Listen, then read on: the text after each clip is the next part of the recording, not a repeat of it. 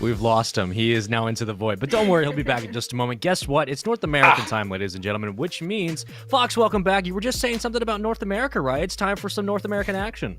Yes, I'm back from the darkness. We got some more North American action unfolding for you tonight, and happens to be two of the baddest teams to do it. Wester facing off against the New York Subliners Academy roster. Two of the toughest teams competing right now in the Challenger Series for the Call of Duty Challenger Series. And I wanted to take a moment to get you two guys' thoughts on them.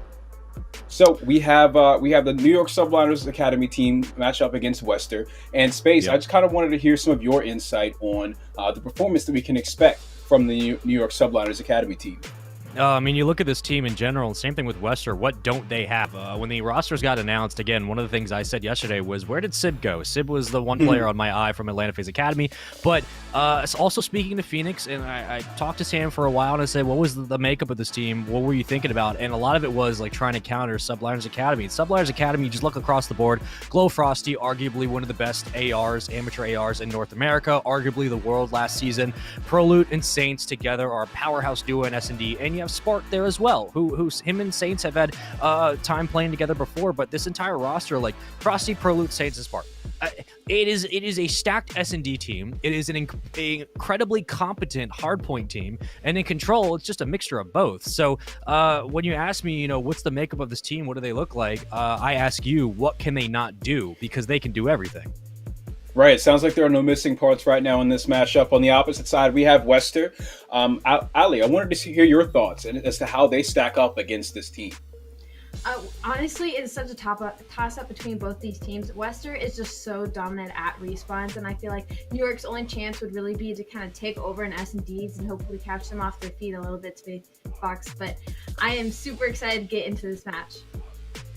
Yep, should be an exciting one ahead of us. The New York Subliners Academy facing off against Wester. But for the moment, we're going to take a look at the standings so we can see how the action's unfolding. Our standings, of course, is going to be our upcoming matchup with the two teams at the top, Subliners Academy and Wester. 5-0, 4-0 records. These guys have been dominant. The lowest amount of maps dropped out of everyone competing thus far. Of course, surrounding it out at the bottom, we got some teams being relegated. Mid maps, Maki. It's been an exciting match. It's been an exciting few weeks so far for the North American region. So I wanted to say, what are some of your biggest takeaways of the competition that we've seen in the North American region so far? We've gotten to jump back and forth between both Europe and North America, and I'm sure you can point out some kind of differences here so far. So, Ali, what are your thoughts? Personally, I feel like the Maki disappointment has been kind of a shock to me. But again, I still have my hopes high for them falling into the rest of the season. As well as mid-maps, I'm looking for a little bit of change on their side, but I feel like the duo of Draza and Des are gonna continue to grow and continue to surprise us. So I'm excited to see what they keep doing later on this season. Space, do you have any thoughts about the standings in North America up to this point, now that we've seen some teams fighting for their relegation today, and again, some of the stiffest competition in the region upcoming on the stream tonight? Yeah, North America traditionally has always had a little bit of a stronger pro scene than Europe. That's changed in recent years, but the big thing for me is the amount of former pros who are now funneling down into the challenger circuit. So there's more congestion when it comes to the middle of the pack teams, and we're seeing a spread of former pros who currently sit with people like GodRx and Kismet and Mox on Built by Gamers. You got Zed and Jerd on Team Zed. So it seems like there are more pros who have trickled down, and they are struggling in the challenger circuit as opposed to Europe. Of course, and speaking of the Challenger Circuit, we have our next matchup upcoming. Let's take a look at our map layout for this series. Again, this is going to be Wester facing off against Subliners Academy, that roster with the brand from New York. Crossroads Hardpoint is going to start off our show, moving into Miami Search and Destroy. Checkmate Control Moscow Hardpoint for our second hardpoint of the series, and we're staying in Russia for Game 5, should we get to that point in this series. So, for these two teams, role-wise, with these 8 players, does anything jump out at you guys immediately? Ali, I'm going to ask you first. I'm definitely looking on Subliner's side, looking at Saints and Glows Frosties, their roles of just being absolute nuisances, and not to mention vets on this team. I'm going to be watching them going to this Crossroads hardpoint, especially because we have seen them play on this map before and how well they have played on it. Wester, obviously looking at Gravity for his leadership, so I feel like we're going to see a very good head-to-head matchup between Gravity and Glow Frosty going into this map. Right, and now Space, we've actually touched on this a couple of times on the subject of the Subliners Academy roster, and that is just how devastating these guys are in terms of 3-0 potential, right? Just come through and making short work of the competition in a swift explosion through 3 maps. Do you think that there is potential for that here against Wester? Do you think they might catch them on these maps specifically?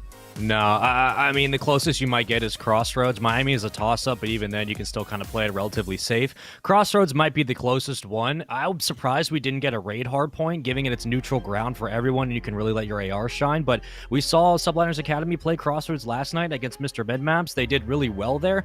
But while Mr. Midmaps have failed in terms of their standings, Wester have a similar lineup, right? Like, you have those explosive players like Gravity, like Venom, who was a standout last year. Paul is your flex, and Zaptius, who was under with Parasite for a while, who really got the benefit of his teachings. And you look at this roster, like, Crossroads is actually a dangerous map for Subliners in Game 1, and at the end of this, in Moscow, this is a map that probably favors the likes of Wester, because again, it's hard to shut down someone like Venom and Paul when they work together through top Eskies. This is going to be a dangerous series. I honestly think this could go the distance. Should be very exciting indeed. Wester and Subliners Academy. We got some former professional players in the lobby. We got some top talent in the Challenger Series, all mixed into one battle. And I'm looking to see how it all goes. So, Ali, I want to ask you, if we are, let's say we're looking at this through the eyes of Wester, you're probably going to go the distance in a series like this, right? Facing off against the Subliners Academy, two very, very tough teams in the region right now. What kind of maps are you looking to take? What are you kind of shaking and worried about facing off against those guys? Let me hear your thoughts. Wester, I feel like their most worrisome map is going to be that first Crossroads hardpoint, and I think if they don't let it, should they go down 0-1 in the series, losing that Crossroads, going into S&D, I feel like Wester, what they're going to have to do is just pretend like that map didn't happen and go ahead and take the S&D. I feel like they'll contest very well into the control. I'm just worried about respawn on the side of Subliners, because I feel like once Wester starts getting in their groove, starts taking some S&Ds off the Subliners, it could be a bit more of a Wester heavy series that we're looking at. But I feel like, yeah, Crossroads, I'm leaning towards Subliners a little bit more, but later on to the series, I feel like Wester will be able to pick it up. Understandable. And so you mentioned you foresee the Subliners Academy having some issues in respawn. I gotta say, I'm on the contrary with that one. I feel like I've been watching Saints play hardpoint for what feels like a decade at this point. And I mean, he's got an awesome squad around him. I look forward to see them competing in this one. I would not doubt our seeing 2 hardpoints in this series. This one should certainly go the distance. It's a show to watch if you're just tuning in again. This is the Call of Duty Challenger Series. We're watching Wester and Subliners Academy. And Space, do you have any final thoughts on this matchup? I think that Subliners' best chance of getting a series jump would probably be Game 1. I assume they chose Crossroads because they have been favored. They tend to lean towards that map for Game 1 hardpoints. Then you look at Checkmate Control. I think Wester are a little bit better on that map. Their controls have been really, really dominant in scrims. I look at Miami S&D, again, a situation where Wester should be favored because that team coached by Phoenix. He turned a Singularity into a top S&D team in Europe. He's done kind of the same thing with these guys in North America. So if I see this as Subliners taking Game 1, Wester probably take the next 2 games, and then we probably go to that hard point, and it's up to Subliners to bounce back. Right, and there it is. We love to hear the history about all these players. We get to watch it all unfold in our Call of Duty gameplay. Right now, we're going to hop right into the game. New York Subliners Academy facing off against Wester. And we're hopping right into map 1. This matchup, I'm going to be joined by Ali. I'm so excited to get right into this Crossroads because I know it's going to be a scrappy map thus far already. We're going to be on board with Gravity on the side of a Wester. Let's get this started, Fox. I'm so excited for this map to take place. So, kicking things off, we're looking through the eyes of Gravity. Accompanied by Zaptius down low with the AK-74U. The first engagement between him and Smart, he ends up coming out on top. The Semtech still connects just behind him, finishing Venom off. The initial time goes to the Subliners Academy. We still have a Wester player in the mix. That's Zaptius, who's able to find a kill, come out with his life and collect a second. Playing his life so well here, he knows that they're still pouring it on, but peeks out the challenge anyway. Subliners evening things up with the objective as they hop right back on the hill. Currently uncontested, unapproached, as they're still battling around the objective. Venom finds Frosty, and that could be enough support that his team needed. to find the scrap time to this hard point before we begin to rotate. You want to push through. You basically want to be where the Subliners Academy are at right now, right? They have that awesome setup for P2, and you already see players setting up for the flank and upsetting those spawns. Zaptius, player number 4, gets it just as Frosty and Saints die just ahead of them, and they're spawning way out. Look at your mini-map on the western end. This is where we see the Subliners players coming up from. The next wave of engagements go down, but not until Wester start to pull ahead of it. P1 very scrappy indeed. Not too much time going to either side, but Wester ended out on top as they did end up flipping out Subliners from the spawn. Now, trying to get a little bit of a comfy lead here on the side of Wester. Venom is 6-3, excuse me, and they have held this for a good 30 seconds already. Subliners need to pick it up here as they can't lose spawns as well. So I'm going to be paying attention to number 1 on my map. That's going to be Gravity. He's going to try and make his way through P1. He's going to try and catch Saints in back, but Saints catches 2 on P1. Huge kills out of him, but unfortunately for Subliners, Wester end up flipping out to get favorable spawns for next as well. This is looking very scary for Subliners Academy. Big double kill right there, but there's still one remaining Wester player. They finally fish him out, and they should get the scrap time here. However, that does set up Wester for the initial time on the new hardpoint, and this one's so difficult to break. You're in this cozy room with these small entranceways. I think we're going to see players try and funnel in all along from the side where P1 was, but it's so tough to get through. You're going to have players pre-aimed and ready. Prelude opening up with a double kill regardless, an explosive entry into the hard point as he finds his third and stays alive. Spawn still in favor of Wester. They're close to the action. They're going to follow it up for sure. But the Subliners, they keep pouring it on. The pressure's adding up. Beautiful breakout of Subliners. Unfortunately, Zaptius was left all on his lonesome in that hill, but of course, Wester answers right back as they flood in as the trades go out. Wester once again in control of this fire hardpoint, and not to mention that they still have spawns in the back for next, but Subliners still trying to put up a fight right now. You can see how slow they're playing. They don't know about the player spawning behind them yet, though. They're going to try and get the spawns. Number 7 on your minimap, Spurs going to try and catch Zaptius from the back. He gets him, and it spawns now in favor of Subliners. This is a huge for them, but Wester trying to have something to say about it, but Spartan Saint says, no thank you, see you across the map. Now, Western needs to play this very slow. This is a very difficult hill to break. Looks like they're going to try to make the push from P1. Unfortunately, a couple of them get taken down, but you can see the blue arrows on your map slowly closing in. They're making it up to Rock. If they can get this kill onto Saints and Prelude, they can split spawns out once again, but they're not letting him. Number 4, that's Zaptius. Zaptius gets the kill. They should start spawning out, but he gets taken down for the hill. Going in favor of Wester, but this is tied game close 72-72, neck and neck, just as we expected it. So you got to respect Subliners in the beginning of this hill. They were able to play well inside of a split spawn, getting hit from both sides. They maintained spawns for this hard point. The one player that was able to get behind them and do a lot of damage, that's Zaptius at 14-8. They kill him just when it matters, and they maintain their spawns for P4. Of course, we do see some time go over to Wester thanks to Gravity with a triple kill right there. But still, Subliners were able to pull themselves ahead by just a few seconds. Rotating back to the top of the list, we're here at P1, and Wester look poised to take point. Pay attention to Zaptius on your minimap. He is just holding down that mid lane. This should be a lot of time going the side of Wester if they play this properly, but Gravity left alone in hill by himself with an XM4. He's going to get tagged up. He has help in the back from Paul, and he does the trade go through, but now nobody is in hill. But that is 3 down for Subliners Academy. A good hold out of Wester so far. Sparthos making some noise in the middle, but he will end up getting traded out. Absolutely fantastic trades going outside of Wester. They are just not giving Subliners any headway, but again, it's only a 5-point lead. Try and give any sort of leeway, but that is 3 members of Subliners down once again. Spawn still in favor of Weststar. Doesn't look like we're seeing anybody from some lighters trying to go to rotation just yet. Saint still slowly trying to make his way behind Venom, and he's gonna tag him up. Gravity goes out, but he gets both of them. Suddenly, Saints behind enemy lines trying to set up for next. He's gonna try and get Paul in the bag. Paul knows he's there, and Paul wins the gunfight. Absolutely fantastic 2-piece out of Paul to turn and burn on the Saints. Wester looking fantastic. Paul, the flex player, certainly letting his presence be known with that XM4. He's been holding it down the past 120 seconds on the map and those back spawns that they needed for P2. However, that's all been disrupted. As you can see, 3 of the 4 Subliners Academy players are pouring through straight into the line of sight of Venom, who's able to tag up and finish off 2 on his own. Of course, we got support all around the objective as they're able to collectively clear out the Subliners infestation. still ahead by about 50 seconds. It has been a great minute or so of Call of Duty from Wester as a collective unit.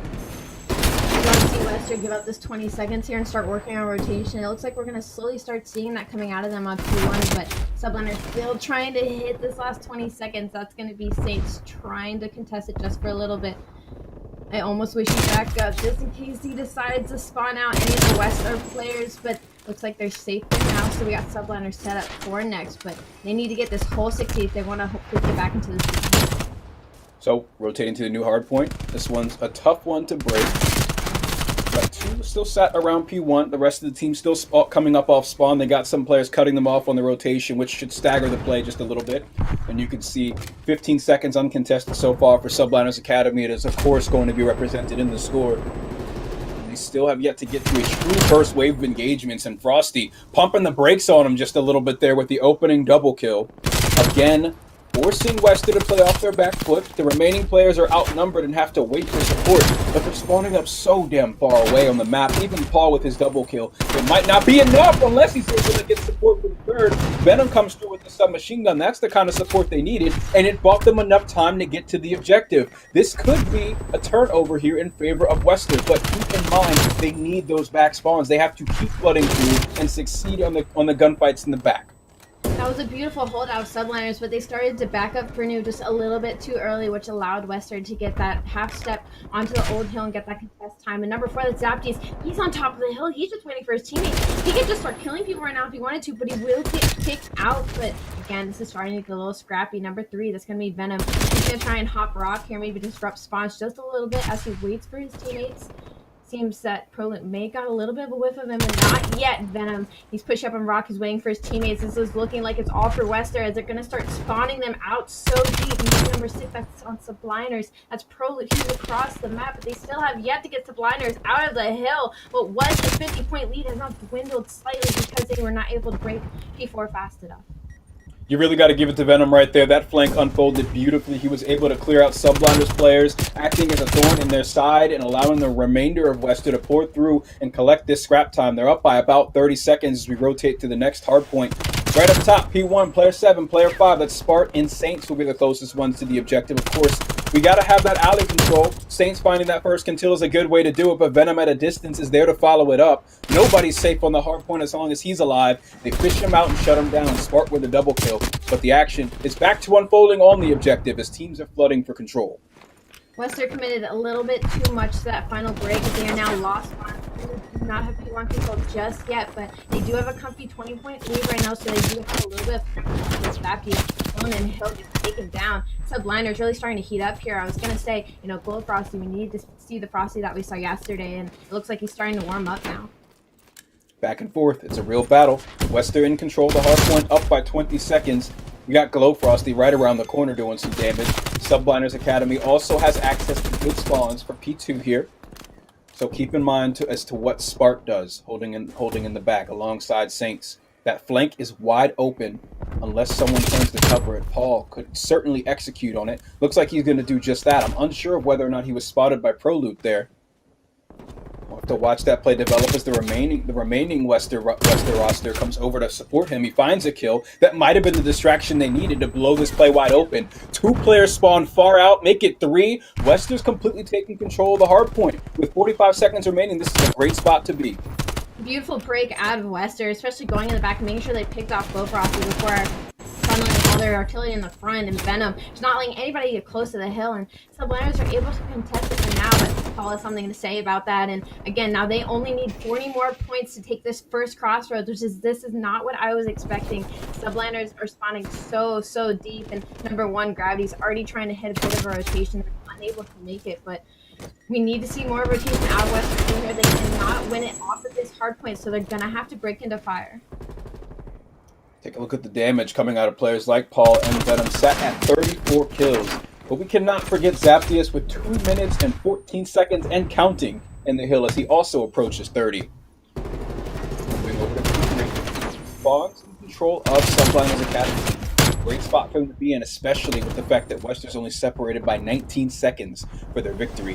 ProLoot with a big double kill. We've seen lots of big kills on the objective at opportune times. He catches one in the flank, and they needed that to maintain these spawns. We saw just how easily Venom was able to unravel them previously. ProLoot not letting it happen right now.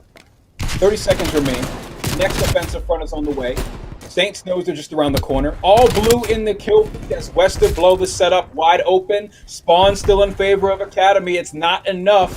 The Subliners Academy are able to hold on to the spawns, and as we rotate to the next hard point, they're still in a good position. But Wester still not stopping the fight. They've been able to get so much hill time, and they can certainly win it here, Ali. 2 seconds away, no one able to contest. Wester's going to take it. Absolutely beautiful decision making out of Wester there on that last hard point. Venom tried to get into back to get those spawns, and he got one and turned and burned on one of them. But once he got taken down, it was all right. We just need to focus all of our artillery at Big Door. And that's exactly what they did. They broke the hill. They won it off of fire and didn't even have to worry about spawns. Absolutely incredible decision making. Yes, and again, all day long we've seen high intensity gameplay, high engagement games on Hardpoint. We're certainly seeing excellent competition so far in the Challenger Series. Ali, do you have any takeaways from that matchup? I was just going to say that Wester have just been absolutely dominating our respawn, and once again, I thought that Crossroads was going to be a little bit of a toss-up just because we have seen Subliners play on it before. We've seen them do incredible things on that map, but Westar, I mean, they just absolutely shut it down, and they proved again how good they are at respawn, and now I'm worried going into this. You know, Subliners need to take this S&D, at least from a morale standpoint. Yeah, but still looking back at that hard point, you have got to be thrilled if you're a Wester fan. I mean, you saw Paul with a commanding positioning on almost every hill in that game. You saw Venom being so disruptive with spawns. There were at least 2 or 3 key moments where he was able to upset the enemy team's setup and build an advantage for his team to work with. On the opposite side of things for the Subliner, there were still players like Saints that were able to sniff out some of these flanks. We also saw excellent gunfights go down on the hard point, but we have a set of replays for you here to take a look at all of the action as it unfolded. From start to finish, it was a real battle, this is the brawl happening.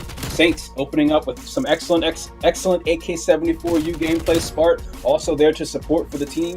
I mean, I gotta say, I like watching these 2 sub players go at it together. I love watching Venom. I mean, he just gets behind enemy lines and just starts wreaking havoc. It's not even about the kills that he gets back there, but it's the attention that he draws to himself to pull back the enemy front lines for his teammates. I mean, it's absolutely beautiful stuff out of him. I know we saw a little bit of a slow start from Glowfrosty and a slow start from ProLoot, so hopefully in the later series we start seeing them begin to heat up, because this is not the Subliners Academy that I feel like we've watched beforehand. ProLoot going 16 and 25, Glowfrosty even across the board. You know, I'm expecting to see a little bit more going out of them later in the season. That's right. But as we see the scoreboard moving up, take a note of Zaptius milking a lot of that hill time and still slaying and contributing to the kill column. 30 kills alongside 2 of his other teammates. I mean, the tempo was just there. They had the pace. Wester really set the tone for that map, and Subliners, they just had their plans forward one too many times. Still, I'm expecting to see more of the same throughout this series. A highly competitive map over and over again. I mean, the Subliners Academy, they're certainly no joke, but Wester's got one up on them, Ali. Of course, but I mean, again, we're talking about the 2 top teams in NA right now, so honestly, anything can happen, especially when it comes into this S&D. And so we're going to take a look at the maps one more time, and we're going straight into a Miami S&D. Now, Fox, who are you leaning towards going into this? Because I know I said Wester, they're so good at respawn, and Subliners going to have to capitalize on taking advantage of their S&D. So what are you thinking going into this? I think that we see NYSL Subliners, the Academy team. I see them bouncing back and taking this map. I certainly don't expect this series to end early. I think we will go the distance. We'll see at least one of those 2 Moscow maps, and I think that this Miami S&D is going to be the one to do it. I've been watching Saints play Search and Destroy for years. He's around a stellar lineup that will support him in his ability in this game mode, and I think that all 4 of them should certainly put up a good fight. Absolutely, and I feel like for Subliners to really take this S&D, they're going to end up having to shut down Venom and Paul, especially if they start going off the momentum from that win in that hard point, 250 to 196. If they got the momentum, they really need to worry about Venom and Paul on the map, and Zapdos, because of course he was having the time of his life. But I believe Subliners, I believe they can forget about the hard point, and again, take advantage of the S&D. We'll see a close game here. Yeah, and it's not going to be easy, right? Wester's not going to make it easy for them. We've seen these players on the side of Wester, Gravity, Venom, Paul, and Zapdos playing in the Challenger Series before. They're no joke in Search and Destroy. These guys can come together and put on a good show for us here in Game 2. So, any hot takes on Miami and what you might expect to see from these two teams on this map? I feel like I'm going to be seeing Saints and Sparta up against Venom and Paul most of the map, and then a little bit of a Glow Fossey versus Gravity, a couple 1v1s, little 2v2s, a little, head-to-head going between those players, and I'm excited to see who comes out on top. For sure. The key to victory on this map oftentimes is piano control. That B-bomb site is where it all goes down. The submachine guns reign supreme, at least as far as indoor play goes. Of course, expect to see players like Paul on the outside with that XM4 looking up in the window. That should be an engaging battle to watch as we load into Miami. Beautiful map. As we're loading in, I am very excited to see Saints going top piano and wrecking havoc like we saw him earlier, hopefully, but we're on board with Zapdos first, and it looks like a very hard A push. I feel like that's something that I was not expecting going into Miami S&D as much as we have. There's a lot more A pushes than I feel like we would have been comfortable to see. Yeah, interestingly enough, today we've seen quite a lot of A hits on Miami S&D. Right off the bat, we see these guys take a trip past the pool, straight to the shoreline, and they find a first blood. Paul is able to connect with one onto Frosty. Player 5, Prolute, there on his own with plenty of enemies to deal with around the corner, including the bomb carrier. We'll see how he plays it. Wester definitely in a position here to catch Spart off guard as he is on his lonesome in the top. Move to our Academy, but he catches one. Will you able to catch Gravity? Ooh, got him right off the heady. You cannot let Spart take both of you down in that situation. 1v2 Zapdos will get taken down, and Subliners able to turn that situation around. First blood went onto the side of Wester, and I thought they were starting to collapse on the A side, and it was all over the place. Exposure out of Spart here. We're going to watch his 2-piece one more time. Beautiful shots. Oh, for sure. Holding the defensive positioning, that chest high cover in the window. He connects with every bullet on two different players. He's got his team there to follow up on the final kill. And now we see Subliners Academy. They're going to get their opportunity to play on offense after Spart certainly turning things around for them in the previous round. They got first blooded, and even working at that disadvantage, Prolute stayed in position and they held it down on the A site. They're going to take their talents over to the B-bomb site, though, where they will be met with serious opposition. 3 different players. Venom catches one off guard. There's the trade kill, but all hell might break loose here shortly as player 4 from Wester, that's Gravity, is able to put down shots from range. And now it's just Prolute in a 1 versus 3, and he's shut down as well. This plan fell apart right from the get-go, Ali. That's the second time we've seen that really close push out of Subliners. Martin Venom, the COD timing slipped right past them, was able to shoot a couple of them in the back and throw them a little bit off their game, but 1-1 now in the series, and we've yet to see somebody take an offensive, so I feel like that might be a bit of a deciding factor on this Miami Search and Destroy. As you said, on the offensive, it's going to be Wester's chance to do it. Gravity's on a 2 streak after finding 2 in that previous round. It looks like they're going to be taking themselves over towards the A site, where they will be met with at least 2 players on the side of Subliners Academy. We do have Paul looking out for them on middle map, also keeping a watchful eye on any sort of flank shenanigans that might be set up by 7 and 8 Saints and Spark of the Subliners Academy, but nothing coming just yet. We're still looking to play for trades, look for that first pick along the shoreline there. No action unfolding just yet besides Gravity from downtown. He connects with a few shots on Spartan, doesn't find much. So, Ali, really both teams so far in this S&D playing it slow, feeling each other out. Another slow A push out of Wester. I wish they would have gone for that little wrap that looked like Bomb Zapdos almost decided to do, but some of the trades going the way of Wester. We are in a 3v2 now, so they do need to pick up Bomb and get that down as fast as possible. Saints able to pull out Paul from mid.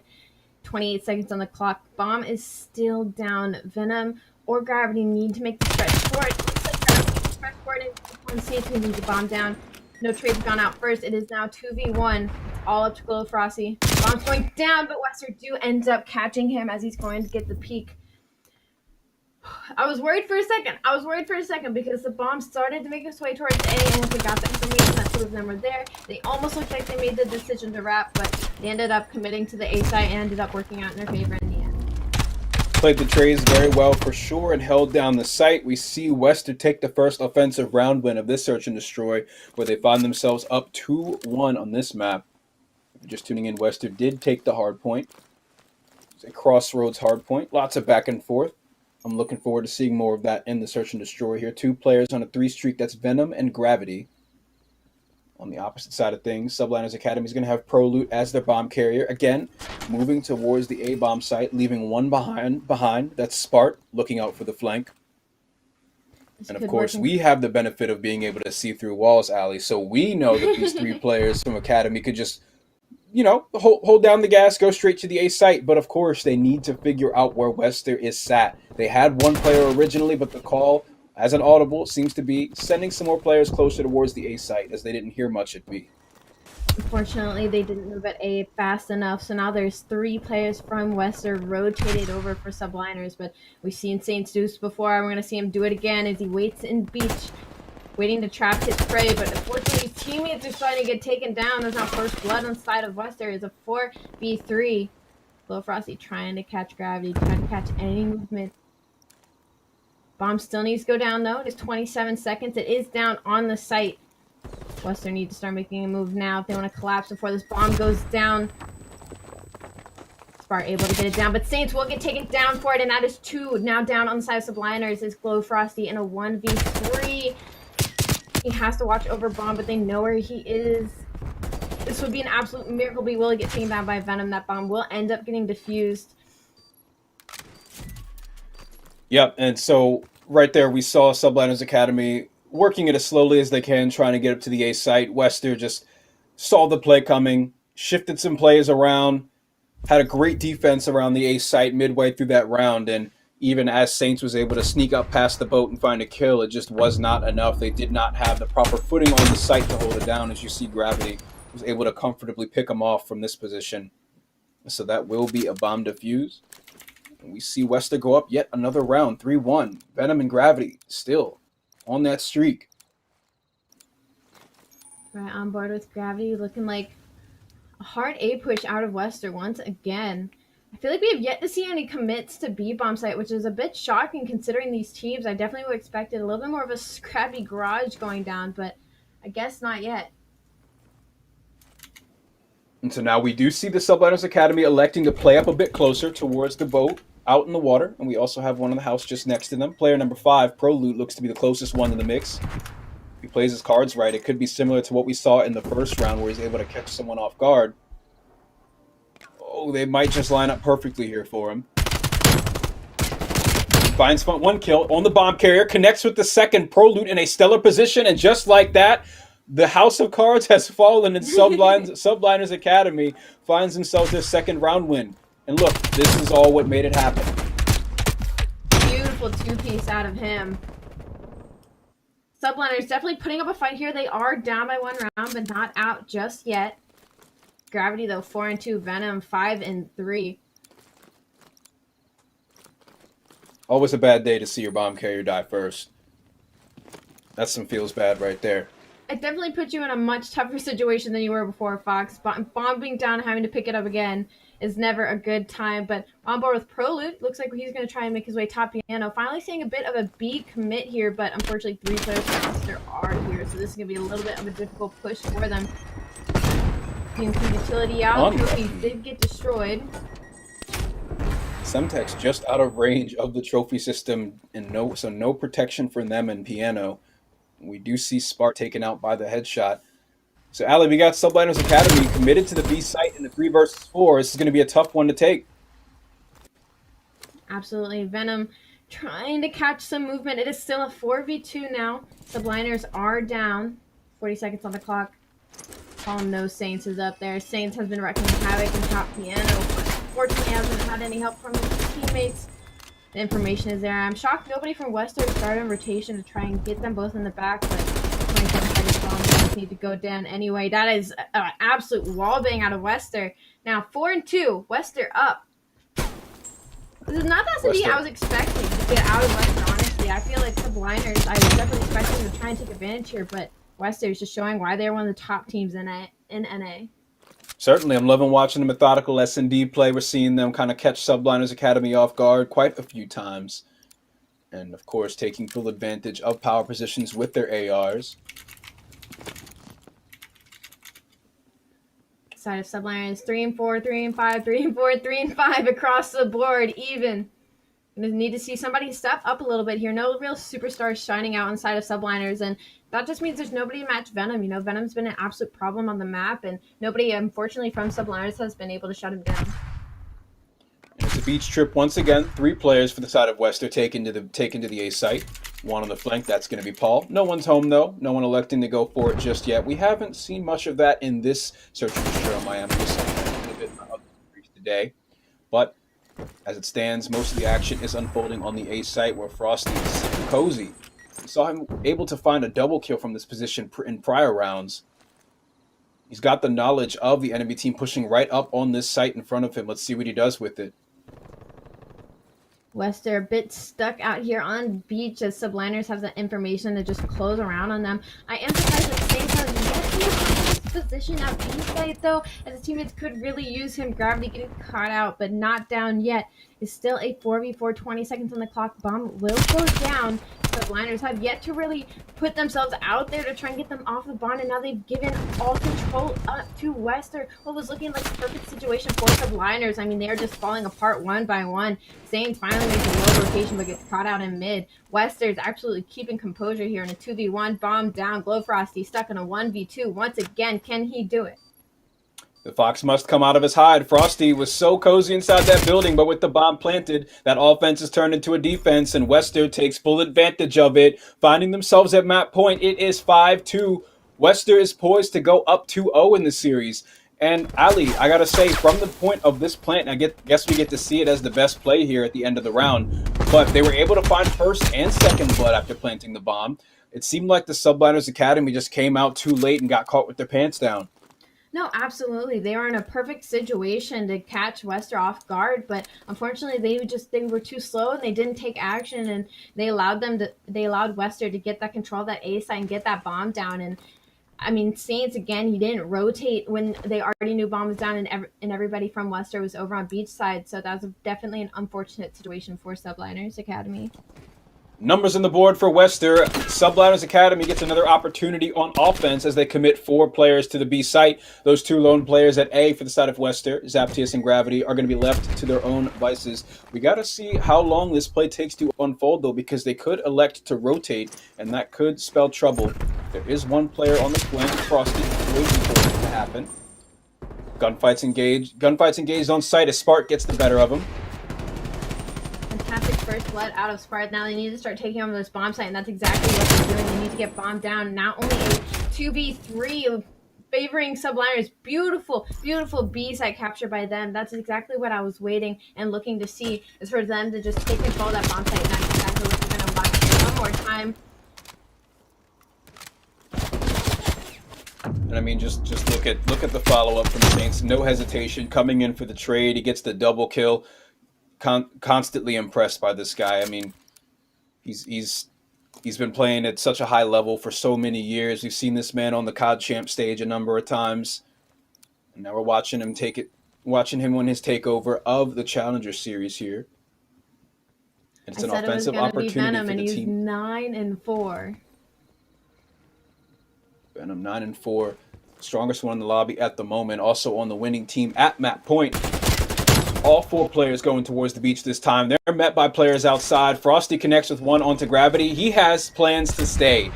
He has dropped his trophy system on the boat, not going anywhere. He's got 3 players just around the corner. Prolute once again sneaking up. He could find some opportune positioning here.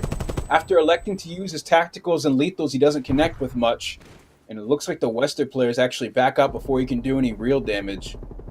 Behind them, though, will be Spart and Saints, and that's not a duo I want to face in the dark.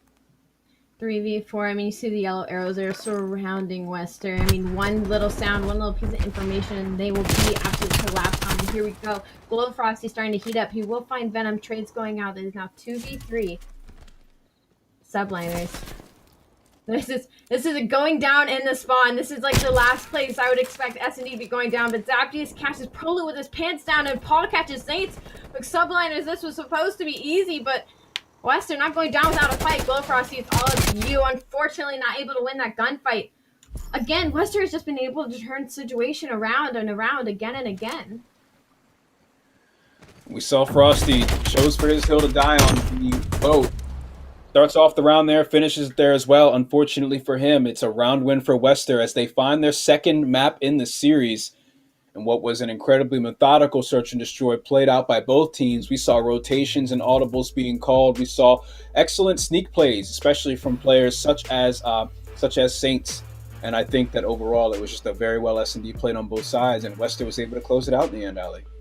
Absolutely. Wester has been playing fantastically, and I look on the side of Subliners, and I was looking at Glowfrosty to kind of heat up. Again, he started to heat up late in the crossroads, and I wanted him to come out hot when it came to the S&D, but once again, he started to heat up just a little too late and got stuck in a lot of 1v2 situations, unfortunately for him. And Wester, they get into such a tight position where they are just surrounded, they're down in lives, and they always somehow find a way to turn it around. It's been absolutely incredible to watch, Fox. Yeah, and for sure, we saw that for at least 6 rounds in that game. The rounds where it didn't work out so well, it was actually the Subliners Academy with players like Prolu set up on these very sneaky flanks, finding that first and second blood. We saw how he was able to be integral in a part of the round that ended in seconds. We got some replays here. We can actually take a look at how all of the action unfolded for both sides in this matchup. So what I'm expecting to see is a whole lot of Prolu, a whole lot of Saints, maybe a little bit of Paul sprinkled in there. Is there anything that stood out to you in this map, Ali? Again, it's just the fact that Wester would always be in a situation where, on textbook paper, I'd be like, no, there's just no way they're making out of this. But, they always end up turning it around. Especially Venom going 8-3 right now. I believe he ended like 10-3. He was a superstar on that map, and I feel like on the side of Subliners, I didn't really see, anybody really stepping up to the next level to match him. Yeah, Venom was nasty, right? He was always leading the pack far and away from most other players in the lobby, set up for those streaks. It was just an awesome game from the side of Wester as they find themselves up 2-0 in this series. So what was a competitive hardpoint turned into, at least in the later stages of the game, not so much of a competitive search and destroy. As we get into control here, Ali, do you have any thoughts on the upcoming map? Subliners they need to kind of forget about the first 2 maps at this point. I feel like I said that before, that they need to forget about the crossroads. Well, now they just need to forget about everything. They need to work towards a reverse sweep here, and they just have to take it 1 map at a time because they're down 0-2. Again, they're in their heads right now. We're considered one of the top teams. They're going against another top team, that we probably considered that we were supposed to be the best at. So going into this checkmate, I definitely hope to see a little bit of a switch turn out of Subliners. Yeah, and a team like Subliners and Wester with so few maps dropped, I wonder if Subliners has even found themselves in this position before. 0-2, right? This is what happens when you go up against the toughest competition in your region. This is a matchup so many have been anticipating, and Wester, they're looking to try and close it out early. Of course, my prediction earlier was that we see at least one of the 2 Moscows. I definitely think that we see Subliners Academy bounce back in the checkmate control. What are your thoughts, Ali? I sure hope we do see them bounce back, but we're loading into game right now and checkmate control. I'm favoring Wester just because of how good and how dominant they've been at respawn, but again, it wouldn't be any less surprising for Subliners to turn it around here. All right, if you're just tuning in, Wester's looking to make short work of Subliners Academy. They're up 2-0 in the series. If they want to end it 3-0, this is the map to do it. Checkmate control. We're looking through the eyes of Venom, who's taken for the first engagement in plane. He finds Saints. He connects with them before the Semtex can do too much damage, but Spart is there to follow it up. Again, trades going back and forth as we get on to point A. Zaptius is able to be the one to do it. He's still looking to toss some utility towards the plane. They understand how important that part of the map is to the capture of either point. Even up in the A corner, as the bloodbath is still going down. It's a real brawl on point right now. Final remaining player is number 7. That's Saints in position to defend the point. But behind him, we have Paul and Zaptius looking to try again. Right off the bat, we saw the split push out of Venom just to kind of distract them a little bit in plane. That allowed his teammates to get that first tick at A. And Subliners, an amazing recoil coming back, but getting them off that point. But A is almost over halfway done now, and they need to make the decision if they're going to save it or not. And it looks like 8 and 6 on your minimap. They're going to make a little bit of an attempt, but number 6, GoldFrosty's just decided to push up in the spawn. Maybe get some spawn kills. He catches Venom, and now Wester are going to have to worry about him, shooting them in the back. Yep, Zaptius about to be met with some adversity here. 2 players converging onto the point around him, and they're able to stop tick progression here. That's got to be huge. You have to be thanking Saints right now if you're a Subliners Academy fan at home. But just around the corner is Zaptius for another attempt. Quick glance at the life pool differential. Just 3, just 2. Not a huge difference between these 2 teams. But Wester still looking to take back control of the A site. It's not going to happen without a fight as Prolute slides through and takes down Gravity. Paul falls next. They're outnumbered. He's pushing up to apply the pressure to their spawn on the flank. Prolute staying alive here is a huge problem if you're a Wester player. They need to sniff him out. They need to shut him down. They need to get to point A and make some magic happen. They have 15 seconds left on the clock, Ali. Fantastic push in the back from Frosty. Give his teammates time to stop that A push. He not only did that, there's only 11 seconds left on the clock now, and full push out of Wester getting to B, but if they're not able to get this time in right now at A, they are going to lose this first round. Saints with 2 to shut it down, but Wester is still managing to stay alive. Even after all these trades, lives are still 9 to 12. Subliners are up and live. They take down 3, but Wester answer pushes back, so nobody's close enough to a point. So we're going to see this first round of control go to the side of Subliners Academy. Yeah, and right there what we saw on A was just none of the Wester players won their gunfights on point, right? They used their utility, they jumped out to engage, they just got gunned, and in the closing moments when they needed that tick progress, that's not where it can happen. So, Subliners will close out this first round protecting both points on checkmate control. Said it was going to get interesting. That's out of Saints. Now, it makes you wonder if this is possibly going to be a defensive game and just, whoever ends up taking that first offense just kind of runs with it. But Zaptius 3 and 5 on the side of Wester, a little bit of a slow start out of him. But Subliners, Saints going 9 and 4, Prolute 6 and 6, already a very hot start out of them. So I'm wondering if they can keep this momentum going for the rest of this control. As we expect to see Saints be the first one to break control, let's look through his eyes as he pushes through plane. On the opposite side will be Zaptius. Still gun engagements already going down on the A point as well. Frosty firing from downtown into the plane. He's going to have that effective progress. Saint stays alive in the plane as well. And this could be huge for their map positioning, right? Because we know that Wester's going to flood straight through onto A point to try and contest it. But with them having middle map control, they should have all of the support they need. Beautiful shots out of GoldFrosty, and they do manage to solve the progression at A at 1 tick, and I feel like we're seeing kind of a repeat of the first round, but roles reversed right now. Paul trying to make some noise, but Wester do get wiped as 23 to 24. Subliners up on life count currently. Gravity, they're trying to get plane control. He will get shot in the back, but A is getting D-ticked currently. Nobody is on any point. It is so back and forth, Fox. Again, I feel like we're seeing a replay of our first round. Oh yeah, Wester's keeping it up. They're definitely sticking it to him. It looked like Subliners Academy might have been set up to send someone around for a flank. They had Saints in the middle map for support on the point, but Wester just kept fighting back. We're still finding ourselves in that situation again, though, where Gravity has to find an answer for it. Player on point with the trophy system is Spart. He guns him, cannot finish the second because he's tagged up, so heads up play by Paul to finish the job there. Maybe try and remove some of this tick progress, but he will be met with a few enemies in the coming moments.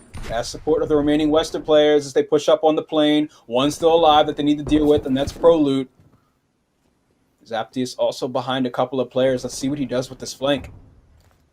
Venom's so slippery, managing to get past plane and get a couple of kills and allow the rest of his teammates to push up. And what we thought was going to be A gone is now only 25 seconds. And Subliners, they are caught up in their spawn. They have no way out. Prolute might be able to slip by, but Paul is backing up just to make sure he doesn't have the chance. They have 15 seconds to get into this point.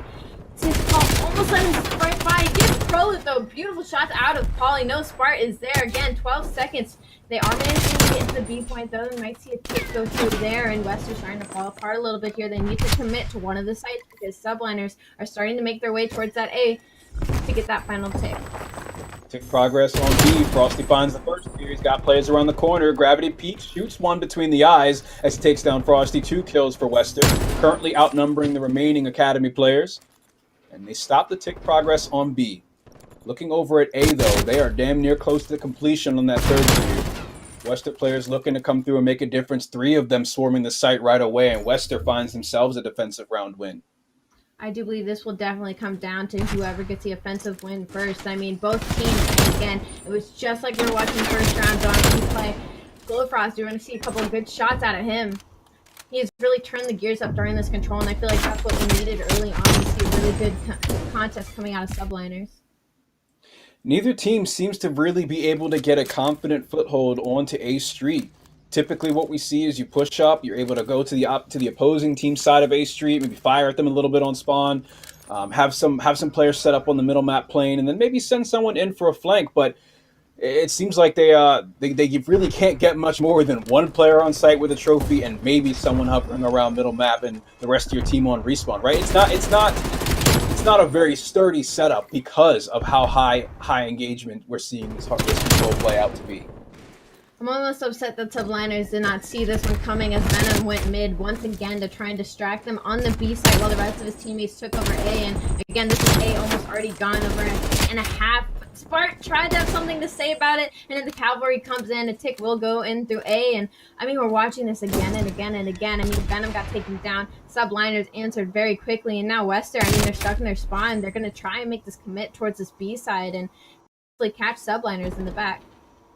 Right, and here we go. We see this happening, actually. Frosty pushing up closer towards the enemy's A side. He's going to be hugging that corner. He can spot players out to the mid. He can catch someone, maybe trying to get towards the street, as he does just that with a double kill. Frosty holding his ground. This is a great spot for him to be in terms of defending A. Of course, dust off those 2 trophy systems. We don't need them there. And we reset and do it all again. He's going to be met with more opposition from the side of Wester this time. And repositioning, he still finds another kill. Frosty is someone in this series that knows how to plant his feet and make his presence known. Wester down almost 10 lives now, and they need to commit to a bomb site. I mean, there's 17 seconds they need to commit to either A or B, and Glowfrosty just not letting a single person pass that cargo bin. Saint's just chilling and playing here. He hasn't had to do too much, but now under him are 3 players on the side of Wester. They need to cap this point. They have 6.9 seconds. They throw those things behind them. They turn to get him, throws the nade out, but the trophy will shut him down. And now all of a sudden, this is turning towards the tide of Wester. I mean, subliners are all coming off spawn. A and B are both getting progressed. We're probably going to lose A here. Subliners, I mean, what was looking all their way? I mean, one wipe, and suddenly this is a different round. I didn't think they were going to topple the stone wall. I mean, Frosty was able to stay there and stay alive for so long. Took them a couple of attempts, but Wester, just like that, they are able to turn the point over, awarding them another minute on the clock. Massive progress onto the B control point. You can see they're already halfway through Tier 3, not working away at their 60 seconds awarded at all just yet. Prolute, once again, staying a nuisance in their face with the submachine gun. He's going to be met with multiple Wester players. The team shot comes through. Paul with a double kill, collecting 2 for his own, and a great spot to do it too, as his team looks to finish out the round here. Wester gets a point on the board. Venom was so huge there in the end. I don't know if you saw him just chilling on plain steps, but he just kept killing them off the spawn, and that forced 2 subliners players to kind of back up and look for him. And I mean, his teammates got the 2 kills in front, and boom, that was it. The B was gone, and never gave them the chance. I mean, huge play out of Venom for sure. I mean, you see the intensity when we're looking through the POV of someone like Paul, right? Him and Venom are clearly on the same page. He knows they're obviously working off of wonderful communication. He's snapping and just shutting them down in an instant. Really just Wester firing on all cylinders at this point. We got Venom on a 4 streak. We got Paul on a 3 streak. Coming off a spawn kill, and they got to feel pretty good as they move into this final round. The wall bang, he's able to stop Saints.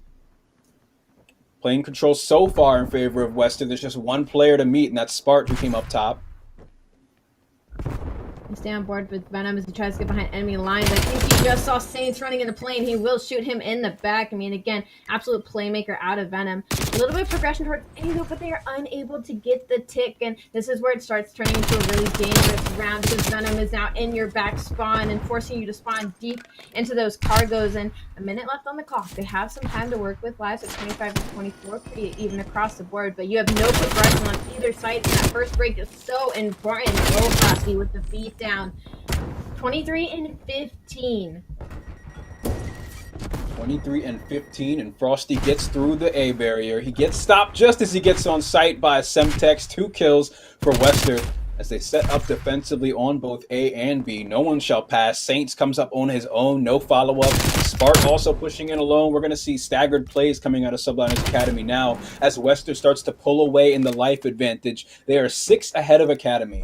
25 seconds remain on the clock. At this point, Wester is holding it down, and they can deliver Subliners Academy their first 3-0 loss. That is absolutely insane. What a clean 3-0 it was. I mean, once they took that offensive, I mean, they're just spawn trapping Subliners. There's nothing they can do. They can't get close to the point. Streaks are being called. I mean, absolutely beautiful gameplay out of Wester. Venom had the game of his life. Paul really turned it up there in control as well. Gravity, we saw him putting up some numbers. I mean, beautiful series out of Wester. Wester came out firing. They kept the intensity all 3 maps, foot on the gas, and did not let up once. Paul especially, I want to give him a big shout out, but I feel like everyone on the team got their time to shine. It was always someone's turn to set up for a flank, just hold a position and find a multi-kill. Spaceman, you were watching it from the side there. What stood out to you? Why was Wester so successful in delivering a devastating 3-0 to the Subliners Academy? You guys remember that weird guy who said this was going to go the distance? I don't. That guy's weird. This was wild, right? I don't know who we're talking about, but this was wild. In game 1, I was tweeted it out. I said, Subliners, they were struggling because, Prolute couldn't help contribute to the slay column. Glow Frosty, when he popped off, they had control of fire. Then you're looking at P4, which they struggled to hold. But a lot of it was gravity, and a lot of it was just the strength of the Wester lineup. Venom and Zaptius were absolutely contributing, and here's a look at the map layouts as well. And the S&D was just a one-handed show. Like, I know it was back and forth for a while, but let's be honest. Wester were in full control the entire time. And then that was the closest in the control. That was the closest map we saw in this series. But even then, like, after games 1 and 2, I texted one of the European commentators, and I was like, well, this is not how we expected it to go. And it's true, because the slaying from Wester, it's not that we doubted them, or specifically, I will call myself out. It's not that I doubted their capabilities, but I said, look, their control looks good in scrims. Their S&D always looks good, but I was worried about that map 1. But aside from really Prolute having a slow hard point and Spart having to carry a lot of that load, I mean, Wester just came out better, like all across the board on defense, on control, and their S&D on their routes. The recognition of when to isolate players like Glow Frosty towards the beach on top of the boat and being able to move in. Even in that control, right? The defensive rounds, you miss it, you turn back in 2 seconds, and it's like 20 to 13 life count. And you're like, okay, Wester are just the better team right now. They just played every single game better in that series. Wasted no time. They made short work. Ali, any takeaways from this series so far? For me personally, I saw Paul stand out. I haven't heard you guys speak too highly of him here. I'm curious to see what you think about the squad. I definitely saw Venom and Paul kind of as like the duo going into this. I definitely had high hopes for both of them. And I know in the recap, it definitely looks like a blowout. I mean, come on, 6-3. I mean, 3-1 control. And I mean, the hardpoint 250 to 193. But as we were casting it and watching it, it didn't feel like a blowout, And I feel like that's a kind of a look up for Subliners. They still have so much room to improve. And I'm sure this is a fire they're going to be needing to hopefully, play Wester later on, whenever that may be. But I do talk about, the superstars of the series, and I'm looking at Venom just because I was watching him on the map, and as a player myself, some of the plays he were making, I mean, I'm sure production saw, I just had a huge smile on my face the whole time, Box. Certainly exciting stuff. We got more action for you here tonight for the Call of Duty Challenger Series. Let's take a look at the schedule. As you can see, we just concluded with our matchup of Wester facing off against Subliners Academy.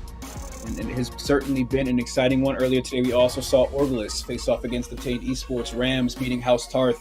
The Spanish team went all the way to Game 5, and this final match will be brought to you by Ali and Spaceman, mid-maps and higher. Do you guys have any initial thoughts on this matchup for the NA region? Mr. Mid-Maps, again, a team that on paper should be top 3 in North America, arguably, but still are struggling to put it together. They grabbed their first series win yesterday. But I look at Higher and another team that, in general, just in terms of composition, Zinx, Mobile AR, just phenomenal talent all around. Exotic's kind of like the guiding underhand of this team. He has the veteran experience to be able to guide these young rookies. Proto there as well, right? And Mayhem. So, like, there's a lot of flex talent on this squad, and their subs can certainly light it up, but it's this is going to be an interesting one because Mr. Mid Maps, there's so much to be desired with that squad, but they kind of struggled to put it together. I can hear the sadness in your voice. It's like talking to a disappointed father whenever you have to mention Mr. Mid-Maps. Ali, do you share a similar sentiment? A little bit. When it comes to mid-maps, especially when we watch them, I feel like I see such superstar moments out of them, and you get that glimmer of hope, but they're just never able to close it out. So I feel like hopefully, at least in this upcoming series, we start seeing them close out maps a little bit better, and having those superstar moments throughout the entire thing. But I mean, Hires, Zinx, Exact Proto, Mayhem. I mean, I feel like we're seeing the battle of the vets right now on the side of mid-maps with Draza, Fellow Decimate, and Naga, and I'm excited to see these two go at it. It's a dramatic night. We're seeing the Subliners Academy get delivered their first 0-3 victory. We're going to cut to a quick break and come back with you for more action for the Call of Duty Challenger Series.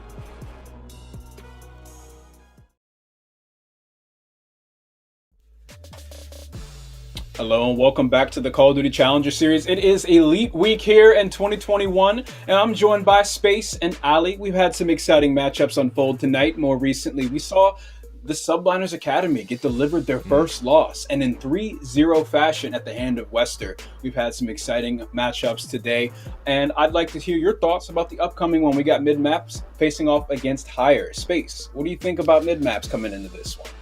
Oh, my fatherly disappointment. Now, listen, Mr. Midmaps, there is a solid top 4 team under the skin of this team, right? If we talk about like maybe like a marble that needs to be chiseled and worked on from all angles, and underneath there is a solid piece of statue. That's the sentence.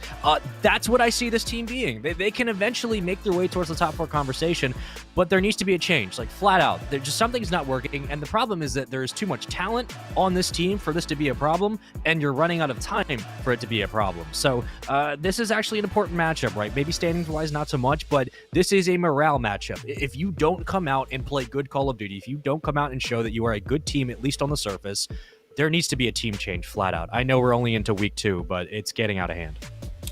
Thank you, Spaceman. We got the caster, disappointed father, sculptor. What an incredible talent you are. Ali, what are your thoughts about their competition here as we load into the map? I could ramble on about how I'm excited to watch Des and Draza play, but how about we just walk right into the map? Let's just see what's going down. We're going to say bye to Fox. See you later, Space. Are you ready for the fatherly disappointment yet again? Oh, I'm just ready. There's no pregame, so I don't have to say, oh, I'm so disappointed. Let's just get into the series, Ali. I just actually want to talk about it. But listen, here's the interesting thing about Higher, right? And besides the way Wester being #1 seed now because they 3-0 sweep their way through Subliners Academy, the standouts on Higher for me are Zinx and Exotic. Zinx is a mobile AR with great instincts, and he constantly finds himself in the top of the leaderboards, while Exotic, like I said earlier, is that steady bottom hand of this team. Experience for years, no massive event placements, but they constantly finding a good talent of young players, and he can build them up to be something special. I need everyone to contribute on the other side for Mr. Midmaps. You just gotta slay. You gotta slay. Forget about the disappointment. Des and Draza right off the bat just said, we don't even need our other teammates. Draza 5-0 to start off this Crossroads hardpoint. They have the spawns. They have the first time in the P1. I mean, already straight off the bat, Midmaps looking fantastic. A little bit of a slow start on the side of Higher. Mayhem going 0-3. Proto 0-3. Hopefully we see them start to warm up here soon, Space. You know, in the past couple of years, by past couple, I mean last year, because since the pandemic, it's felt like 3 years stacked on top of each other. But Draza has exploded to becoming probably the #1. Yes, he was picked up, but #1 prospect still for the future of the CDL. I think this kid should be at least on a sub spot for a pro team, if not a starting roster. He's an all-around phenomenal player. Then you look at Exotic on the other side, who's able to shut down 2, now on a 4 spree of his own. Mayhem yet to find a kill-off spawn. But in general, Mr. Midmaps have all the talent in the world as we rotate now all the way over to Lower Annex for P2. You have Draza, Nagafen, and Fellow, a amateur champion with Triumph Gaming, even had DiamondCon on that roster, now on Subliners Academy. Like, there's so many different teams and players that can be fitted into this Mr. Maps roster. They have all the talent to get it done. Naga unfortunately falling death to his own trophy, but somehow managing to get them spawns because of that. Again, Midmaps find themselves getting in the last 12 seconds, which they have no business getting, as Higher has the spawns for old, and they were all 4-stacked inside of it. But Higher need to start working on these rotations, as once again, they are late to slow up into this Fire Hill. Exotic, though, trying to have something to say about it. Already a really hot pick out of him. He's 11 is carrying the heavy backpack that is his team right now. The first one's inside the hill for Higher. It will be Exotic and Proto. Proto will drop 2 in the kill feed for Mr. Midmaps. 1 traded out, and the follow-ups start to come in. The numbers quickly falling. Take that 3 in a row. Exotic on a 6 streak again. 15-6, 1 with 4, 1 with 6. That adds up to 10 so far, racking up kills left and right in about 23 seconds and counting in the hill. 52-49, still 30 to fight over, but we're looking at the munitions hardpoint ready to pop in about 30 or so seconds, and you have to have the entry kills to go with it. It's Draza and Decimate combining for 1 or 2. Nagafen will find himself inside the hardpoint at 2 and 7, and if he's running that AR, you need him to start stepping up in the slaying column to match the subs. I mean, that one-man army that was Exotic, able to break that hill for his team, not only to put them back in the game, but did also give his team time to get back there and get those spawns. But Midmaps are answering right back. Unfortunately, 1v4 doesn't work out too well in Cold War, as the spawns do go back into the favor of Midmaps, and they're going to get this first couple of times. But Fire's only only down 20 seconds. They can start slowing this down and start playing a little bit more around this hard point number 7 on your map. That's Exotic again, getting spawns for his team. I mean, he is doing it all, slaying objectives, spawns, you name it. He's already got it on lock. 79 to 58 mid map. Slow start from Nagafin. 3 and 9. We can get up a little bit at that, or just sit in the middle at this point. Fellow though, making his way through top fires, slipping past, see if they can get them off spawn. Draza gets taken down though. Looks like this final 25 seconds are gonna go in the favor of Higher.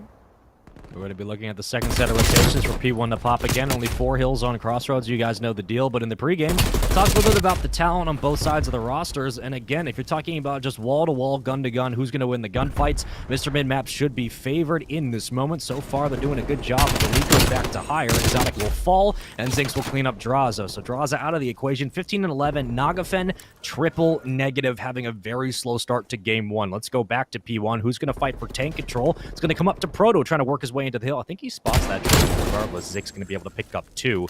And now you look at the opening time going the way of Higher, still on board with Zinx. Looking for one player coming to catwalk. It's going to be Fellow who's going to run into a couple of utility. Will throw one out of his own. Tags up one, but no connection, so doesn't know that Zinx is roaming outside. And now we go back to Mayhem. Picking up one on the outside. Second player will drop in the hill, and Fellow picks up one. So trades go back and forth. Not a lot of great time for Higher, but still they're gaining that lead. Mid-Maps unfortunately tried to make the gamble of going for the rotation rather than getting the first couple of seconds on P1, and they're definitely suffering for that a little bit as we do see a lead change on the side of Higher, and Mid-Maps so definitely trying to have something to say about that as the last 15 seconds will go their way, but now they're late on rotation, but somehow, some way, the team presence on that side of the map ended up flipping out Higher, so now not only is the last couple of seconds going on side of Mid-Maps, they also have the first couple of seconds of New Hill. Number 7 Iron Man map, that's Exotic yet again. He has been a superstar. He has slipped behind enemy lines. He's taking down 2. Can he take down the 3rd? He can! That is 3 down. Exotic single-handedly breaking this position from Mid-Maps. We're gonna have to see them start to shut him down soon. This is the 3rd time we've seen Exotic on a streak of 3 or more. So racking up kill after kill, right? 14 now on these streaks. A minute 10 in the hill. He's been single-handedly carrying this team through the hard point.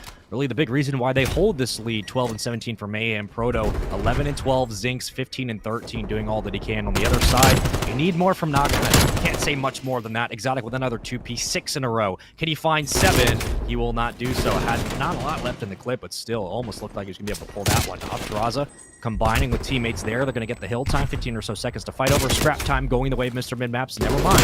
And Zinx breaking his way through. Fellow does the exact same thing. 132 to 103. Let's look at rotation to Fire. Who's going to be there first? It will be Proto and Zinx for a Higher. They're going to be set up inside. Mayhem with them, joining the fun. 59 seconds to go. Still so much time to plot over. The hill completely popped, and Exotic finds another kill. Exotic turning and burning on Naga, and then also picking up Draza as well. Spawning mid-map so deep on Old. They need to slow this down and break in together from Big Door so they can hopefully get this last 40 seconds of time, because should Higher get this is going to put an 80 lead under their belt, which is not what we expected at the break off of this map. Naga's in 8 and 18, Des 14 and 20. Going to need them to heat up here soon as everybody else on Higher is starting to warm up. 16 and 14 on Proto, 17 and 15 on Zinx. Exotic 30 and 14 already, seeking to maybe break 40 here going in this next hill. I mean, he has a minute and 30 seconds in hill time space, man. I mean, this is absolutely incredible.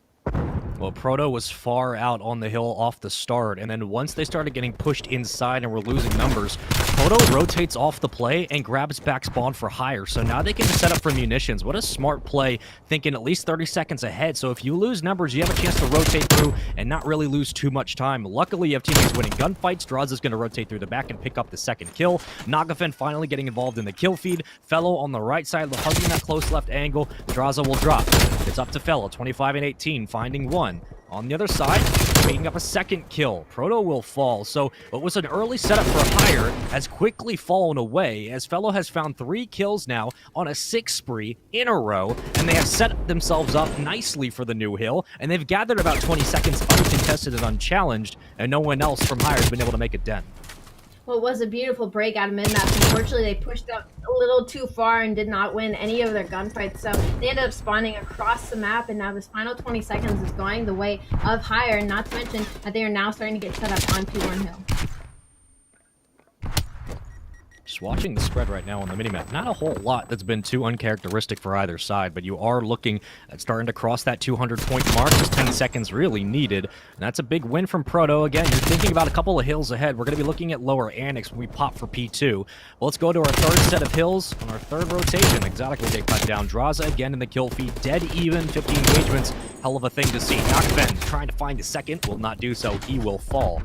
About a 20-ish 9-point lead at the moment for Higher. Entirely doable for Mr. Mid-Maps, but again, you need everyone to start slaying on all fronts. That comes down to Decimate and Nagafen. They need to pull their weight for Higher. Just need to basically rely on Exotic. He's been carrying the load, 34 and 20, and at this moment, they haven't had no problem breaking into the hill, regaining control, getting the time, and they're already set up for lower Annex.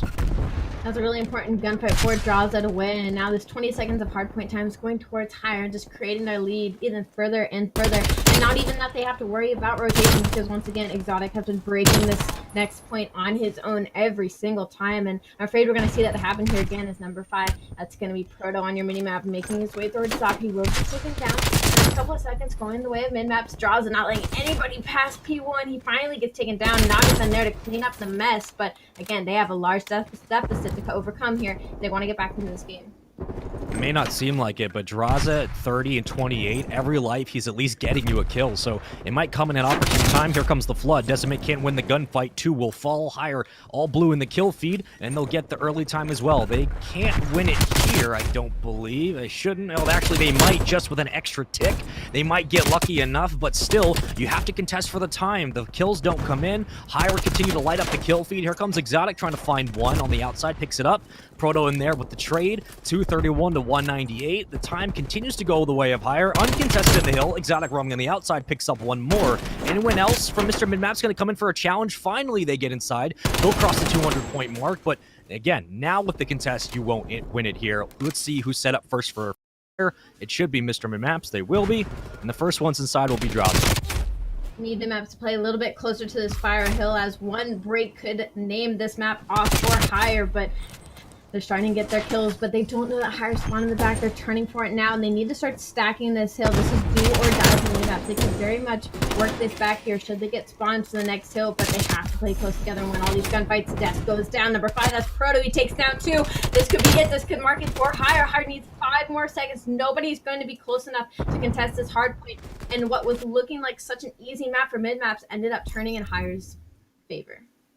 Well, it really was off the back of Exotic. How many times was he on a 4, 5, 6 spree, and that really blew the game open? You saw him having free range towards the catwalk, picking up 2, 3 kills, and the best play of the game, make it a 4th off spawn. Decimate Fellow could not respond. Fellow bites the unfortunate end of this gunfight, and at the end of the day, all it really took was one player to step up for Higher. It was Exotic to do that. Again, the underlying guiding hand of this team. When he's able to pop off, then you can get Zinx comfortable with that AR. Everyone else starts to feed through that, and it just becomes an oiled machine. And that's why Higher is very dangerous as a roster, and a lot of those similarities that we just spoke about, we were looking for Mr. Midmaps to be able to do, right? And it just came down to not having the actual kills there. You had Draza at almost dead even. Fellow didn't have a great game. Decimate was struggling. Nagafen could not get past dead even. It seemed like when you needed them most to step up, they did not answer the call, and that is a situation where you absolutely could have won map 1. It was much closer than I think,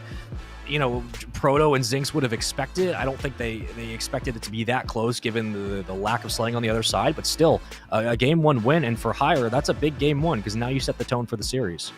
No, absolutely, I completely agree with you. Exotic really put the rest of his teammates in his back for the first half of that game, and it just gave them all time to warm up, because I believe at the end they all ended up pretty even across the board. And I believe at some point, some of them were triple negative. I mean, Exotic really he was the reason they were able to come back. Because, I mean, it's not like on the side of mid-maps they were doing that bad. Fellow, he was going off. Draza was getting 3 pieces everywhere. But unfortunately, Decimate and Nagafen were not able to keep up. And we got a replay for you just so we can see how that all went down once again. Just watch Exotic's hand just cusp under and carry his teammates. I mean, here it goes. There's 2. He gets a 3rd. I mean, he had over 1 minute and 30 in the hill, not to mention the most engagements on his team. And we don't like to harp on negativity, obviously, but you can't go throughout this first hardpoint without talking about it. Nagafen struggled. 4 and 12, was triple negative at one point for the majority of the game. You look at Decimate, didn't have a great second half to this hard point. Fellow, 16 and 15, right? Usually he's the front slayer for this roster. And Drazo, he was keeping it dead even. He's giving you 1 kill per life at least, so you're guaranteed 1 trade, but they just couldn't really rally that into some positive time. And when you're just struggling to get 3 people, let alone all 4, together on the same page to slay out and control the hill, it's going to be difficult, especially on a map like Crossroads that requires so much out of your subs and for your ARs to constantly be on the roam. And that's where a map like Zinx can really thrive. 25 and 27, right? Keeping yourself involved in the action. And now we look at game 2. We look at the S&D, and in a situation where, once again, this one is not over by any stretch of the imagination, but if your ARs are still struggling the way Mr. Midmaps have shown, I do kind of worry about the S&D. Let's take a look at the maps once again. Moscow, where you can get a little bit cheeky with just running 3 subs. Don't see it often, but you can have a field day towards top Eskies if your subs are playing well. But I do worry, Ali, about the ARs, especially looking at a Raid 3 hardpoint coming up after that. If the ARs are offline right now for Mr. Midmaps, how will that affect them in Moscow S&D? Usually looking at this map pool, Moscow S&D, I would be leaning toward mid-maps, but once again, I didn't see much out of Decimate as we've seen in the previous series, so I feel like Hire can really capitalize on that. I mean, coming hot off that 250 to 216 hardpoint exotic, we already know he's warm and ready to go. We saw Proto start coming up at the end, and I feel like this is suddenly going to get a lot scarier for mid-maps going into this S&D, unless they can just kind of chalk the hardpoint and focus on winning their 1v1s. And if Exotic is playing this succinct, even in the hardpoint, chaotic as it may be, Crossroads, we all know the deal. Going into Moscow, again, you don't have to worry about him, right? He's going to give you what he's going to give you. He's going to be consistent. And I look at the rest of this team for Hire, and when they're shooting on all cylinders, man, they're dangerous, right? They can take out a team like Mr. Midmaps. Yes, most teams have, but you look at the talent on the other side, like, this is one of those old classic matchups you might have expected to see back in the old days of the Call of Duty League. So the fact that, again, we see so many pros down here and they're all trying to find the right rosters for them. While it may not look pretty off the start, this is a good showing for Exotic. He's showing that he can still carry the team in the slaying column. And for someone like Zinx, who is known as a mobile AR, who's known to usually be at the top of the slaying leaderboard, he doesn't have that much pressure on his shoulders. And now going into the S&D alley, what are your predictions? What are you looking for? And do you think it's going to be as maybe one-sided as that hardpoint seemed to be at times? Honestly, I'm going to say this with some good confidence. I feel like it's going to be a little bit more one-sided now. I feel like losing that first Crossroads to mid-maps was just might be too much of a blow. I feel like I might turn into a little bit of a blame game into comms, because you know how players can get sometimes, especially when the stats were looking the way that they were. I feel like Hire is really about to capitalize on that and just run with this S&D.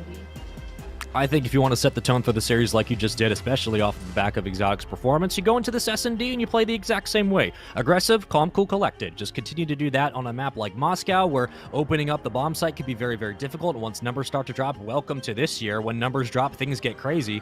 That's very much the scenario for Moscow. It can be difficult to retake this map as an offense, but again, a lot like Control, I think that it's going to come down to the offense. And for either side, whatever you want to talk about, who's able to control the site better, who gets the bomb down first? Do we see a different amount of rush plants? I have to be looking at it specifically for this S&D, Nagafen and Fellow together, right? Like when we watched Miami yesterday, Nagafen was running bomb a lot and Fellow was watching the mid-cross. Fellow got caught out a couple of times, but even then, he was able to punish back. I need to see Nagafen step it up. More importantly, I need to see game 2. We're already loaded in. Let's get going, and I'm excited to see if Hire are going to go up 2-0 or if Mr. Midmaps are going to tie this up at 1 apiece. I'm excited to see if maybe we see a bit of a slaying change here from the side of Hire, and see if maybe Exotic kind of steps back, and see if we have any other players on the side of Hire kind of step up to the plate during this Moscow S&D. You got to be looking at Mayhem, got to be looking at Proto. Interested to know what Zinc's going to be running. I'm assuming it's the XM4, but XM4 in hand for Fellow off the start. Again, bomb carrier, Nagafen, nothing too uncharacteristic. We all know the deal. Slow stalemate. No one crossing that 50-yard line. Closest might be Proto on the A site. Stuns come out, so Decimate gets tagged. Now we wrap back to mid-map. And we might be looking at a B call here as one player is out of position. That is Zinx on the statue at Main Street. If they cross through Metro, he will spot him. He'll do so. Fellow drops. First blood for Hire. usually such a tough bomb site to try and take over the B site, because should you wait just too long, as we're watching unfold now, then Higher starts getting whiff of that and they can start making that rotation. You know, you get caught out on street, and now you've left Draws all on his lonesome with the bomb, and Des is just stuck in mid trying to get some information. But we're going to see a rotation out of the side of mid maps. Higher trying to go the long route and maybe shoot them in the back. But, I mean, 25 seconds bomb needs to go down. Des needs to get the kill on Exotic. And, of course, that's not going to happen after that hot streak. And Draws it now. Going to clean it up. But, I mean, 1v2, 18 seconds to get that bomb down. We're going to be looking at a miracle here, Faceman. And just as soon as you say that, he just drops. I mean, Yep. what do you really do in that situation for Draza? You pick up 1 kill, there's really nowhere else to run. You have 18 seconds. And that'll be round 1. So a good retake from Exotic and company. You know, nothing too uncharacteristic off the start. Very slow start to this game, too. They get first blood. They rally that into a round 1 win. And I believe if we keep going back on offense with Mr. Midmaps, if they're going to keep giving Nagafen the bomb, I'm interested to know how they're going to play him towards the site. Because A is more difficult. Well, B is more difficult on the route, but A can be really tricky because everyone stacks on defense, and you have to hope that your utility at least gets enough of attack to go in for the trade. But I want to know how they'll play it. For now, though, we sit with Higher on offense. Zinx on your screen, Proto running bomb, Proto moving up to mid-map. 3 players will rotate back from Mr. Midmaps, essentially a 1v1 at the top of the mini-map. As Zinx and Fellow might run into each other's lines of sights. Mayhem rotating through the back. And Draza feels like they might be moving. I love this play of Higher. They took the bomb through mid to A, and they baited the entire team of mid maps over to B side, and now they have full control after Zinx gets that first pick on the Fellow. I was worried that we were going to see another slow bomb push and get picked out, but I should have known better with the leadership of Exotic and Proto running through. They didn't even lay the bomb down. They didn't need to. Absolutely outslaying mid maps right now. Beautiful plays out of them. Draws a stuck in a 1v4. Elevator's not the best place to be when the rest of the team knows you're there. Gonna try and maybe get a pick on Bricks, but I mean, this is just hunting to prey at this point to make some slides, get some trades going through. None goes down. Higher, now standing 2-0 in the S&D. Draza once again in an unfair situation. Not much you're going to really be able to do when you're out of position on the site and you got 3 players closing in on your location. 1v3 again. Higher doing a good job of grabbing first blood and continuing to put pressure onto the site, force Mr. Midmaps to adapt on the fly, which is not easy to do for any team. 4-0 for Mayhem. Nagafen. No, Fellow gonna grab the bomb. Okay, we're changing it up. I like it. Looks like we might go in for an A hit. 4-man spread on the map for Higher. All pushed up. 1 near bank, 1 at mid. Draza gonna roam through top Eskies. No one spotted. Here come the utility. Okay, Mayhem, you're dirty for that. Almost picks up first blood. Decimate entirely too weak for a challenge, but thinks about it anyway. Nagafen shuts down the attack from the back, and the flank will get cut. Zinx, top Eskies, going for a challenge again. Has to dip out of dodge. Numbers start to fall. Exotic picks up 2 kills in the process. Zinx picks up the 3rd. It all falls apart, and Mr. Midmaps, after getting first blood, Fellow shuts down the flank, and Exotic finds a 2-piece that completely changes the round.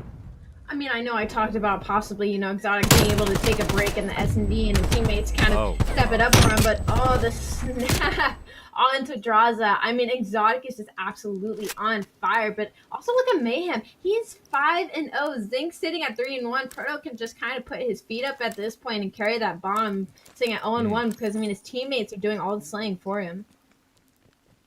If you get first blood, you're going to win each round, and then the next round, and then the next round, and then the next round. It's too much at this moment. All 4 pushing up towards Metro. Higher thinking about it. Saying, hey, maybe that's not the play. Let's see if we can get some information and then rotate back to A. Looks like that will be the call. As Exotic will run point towards the site. We'll move to mid for Mr. Midmaps. You can just see the confusion on mid-maps right now. They're like, are they coming to B or A? What is the call? They fell for it once, and they're about to fall for it again. They're going mid to maybe hopefully cut them out, but bomb site is still in spawn. Unfortunately, Higher did not capitalize on that, but they catch them with their pants down in glass room. That is first blood on the side of Higher. What confusing round of S&D right now, as we saw all of mid-maps go for that rotation for a second time. But bomb does still need to go down. 30 seconds left on the clock. It's not down and out for mid-maps just yet, but Draza falls mid. Now we're going to see the bomb go down at A, leaving Nagafen on his lonesome.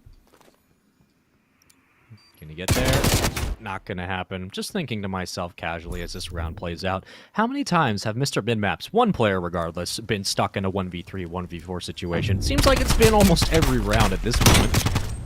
And Exotic picks up the kill, and you're just looking at a situation where you called it out perfectly, Ali. Got caught with their pants down, and they've been falling for the trap every single time. The one time that Mr. Minmaps just said, screw it, we're going to rotate through mid and go for the flank, or excuse me, Higher said that. Fellow picked it up, but then they lost that round as well. So it just has not been panning out. You're down 0-4. You desperately need a round, like expeditiously. Down bad, are we?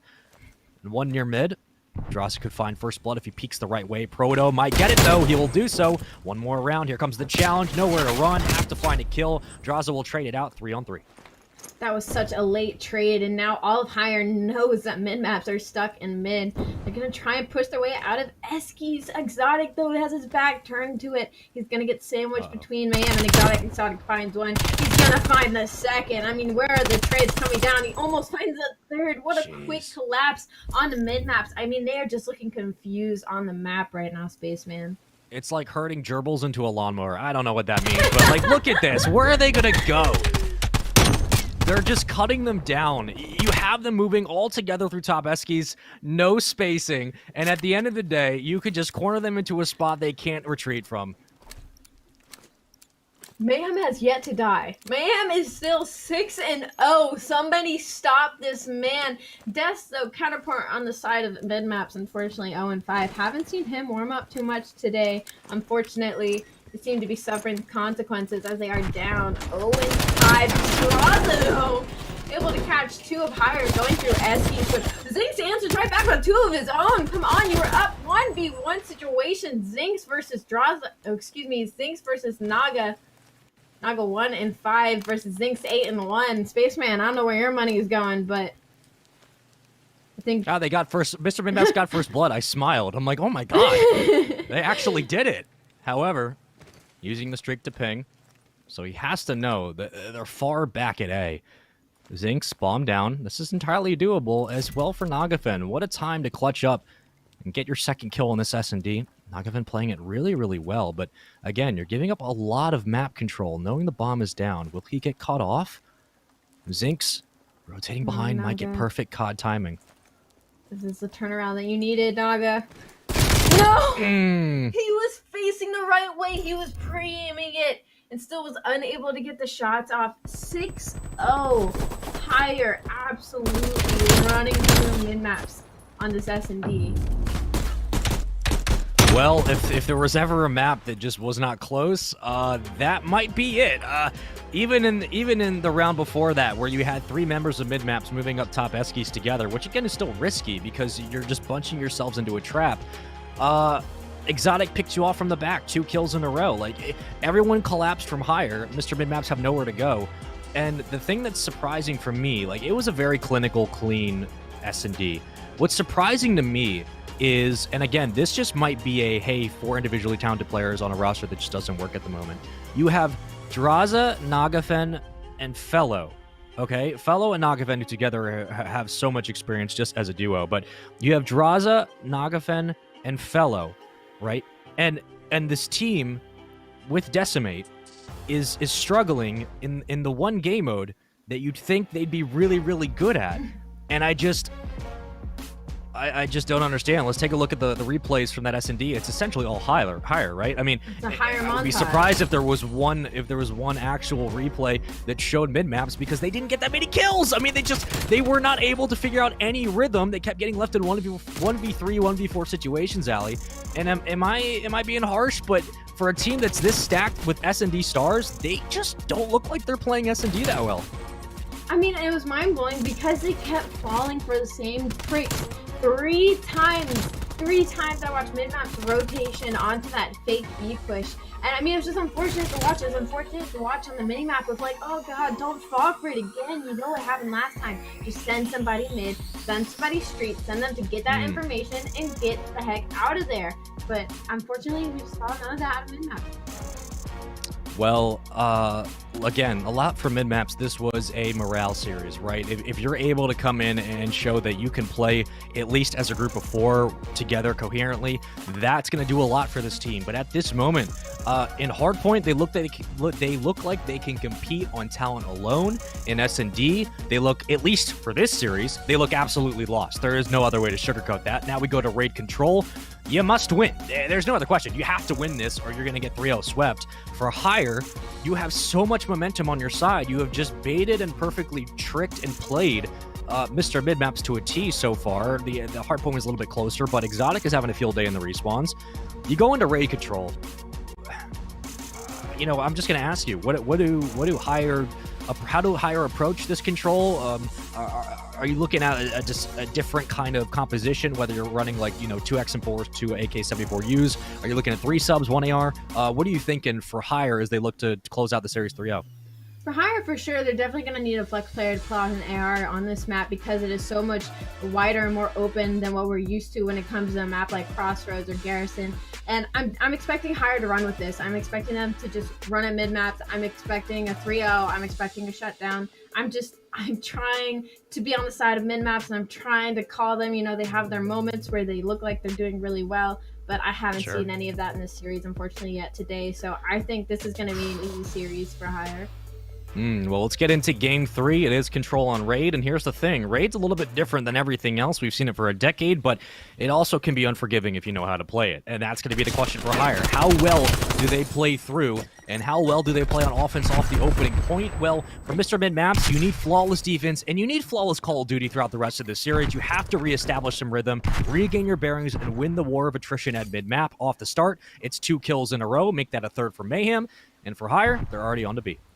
Already a beautiful push out of Higher onto the B site. I mean, that's a tick gone, about to be a tick and a half, possibly 2. And Fellow getting behind enemy lines here, trying to maybe shoot a couple in the back. And it looked like Naga was gonna try and get a couple spawn kills, but you gotta kill Higher first to hopefully get any spawn kills. So it looks like we're gonna lose B here as they have completely given up on the B side and are going completely spawn kills, but Naga does get taken out. And so, I mean, they invested so much and came out with so little. Well, the good thing for Higher is that you have 2 minutes to work with. You get B so quickly. Now, again, it's just about retaking mid-map, getting out of spawn and moving to A. From Mr. Mid-Maps on the other side, Decimate needs to find his first kill.